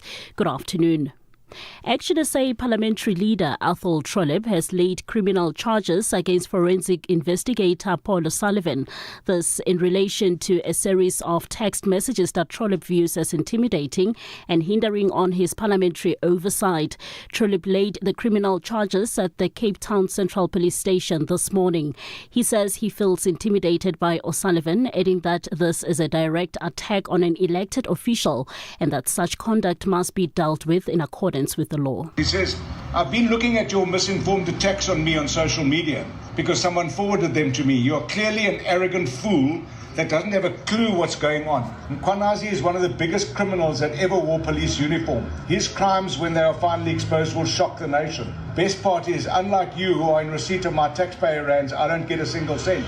Then he said, you attack me personally on social media as if you are Mkhwanazi's right-hand man, which means that you must be supporting his criminal conduct. Either that or you are far too stupid to know a criminal when you see one. And he goes on, he calls me a criminal. President Cyril Ramaphosa says protecting existing jobs in the auto manufacturing industry is critical in light of looming U.S. tariffs. On Friday, the U.S. will impose a 30% tariff on selected South African exports. In his letter to the nation, Ramaphosa has emphasized the need for South Africa to diversify its export base. He says government is committed to working with the sector to expand its continental footprint, including building on exports to the SADC region.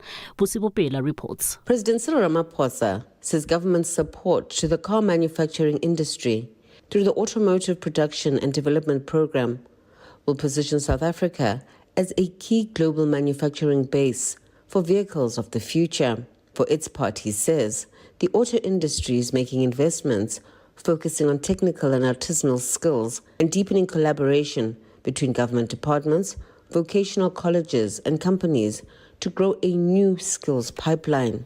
The Umkhonto Wesizwe Party in the Free State has strongly criticized the decision to suspend funding for the expanded Public Works Program EPWP in the Machabeng municipality.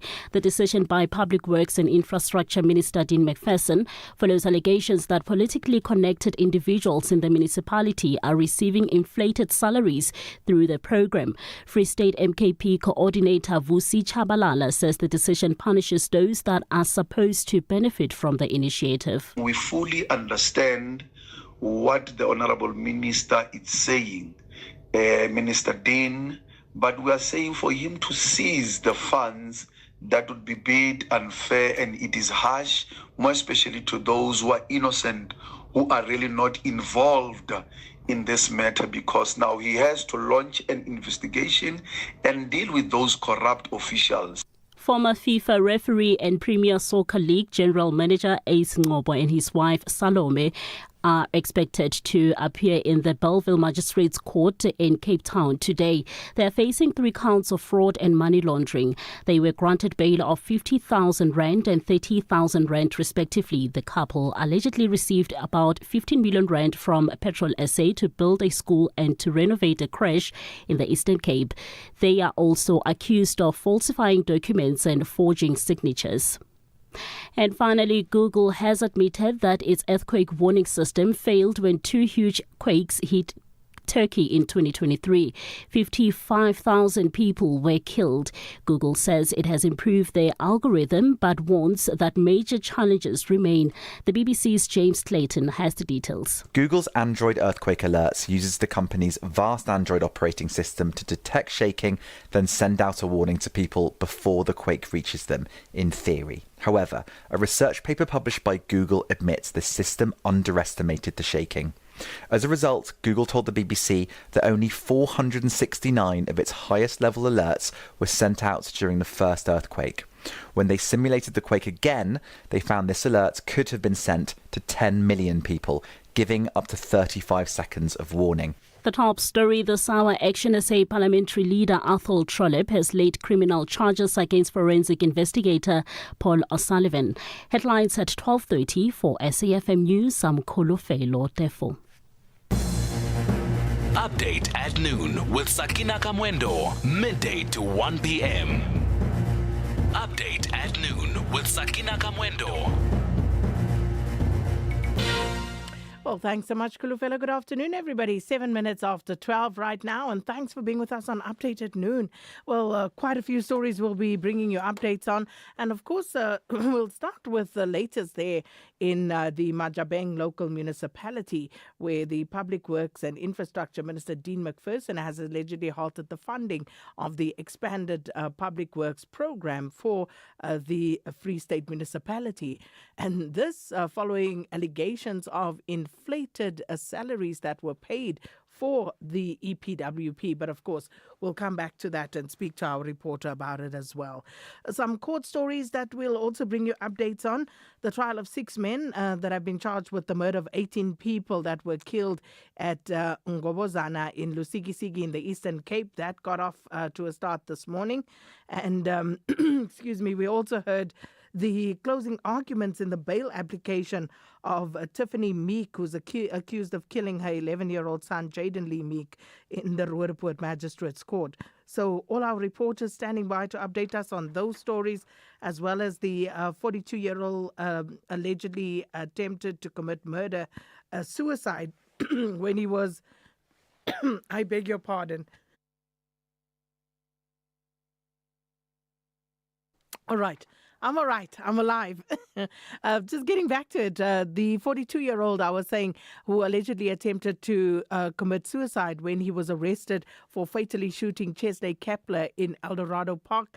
That story also back on the court roll. So we're following up on all of that. You heard in the news, Action SA leader Ethel Trollip, who's also, or parliamentary leader, I should say, who also laid a criminal charge against self-proclaimed forensic investigator Paul O'Sullivan.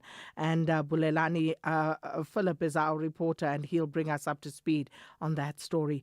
And then, of course, so many others that we'll also try to bring you up to speed on.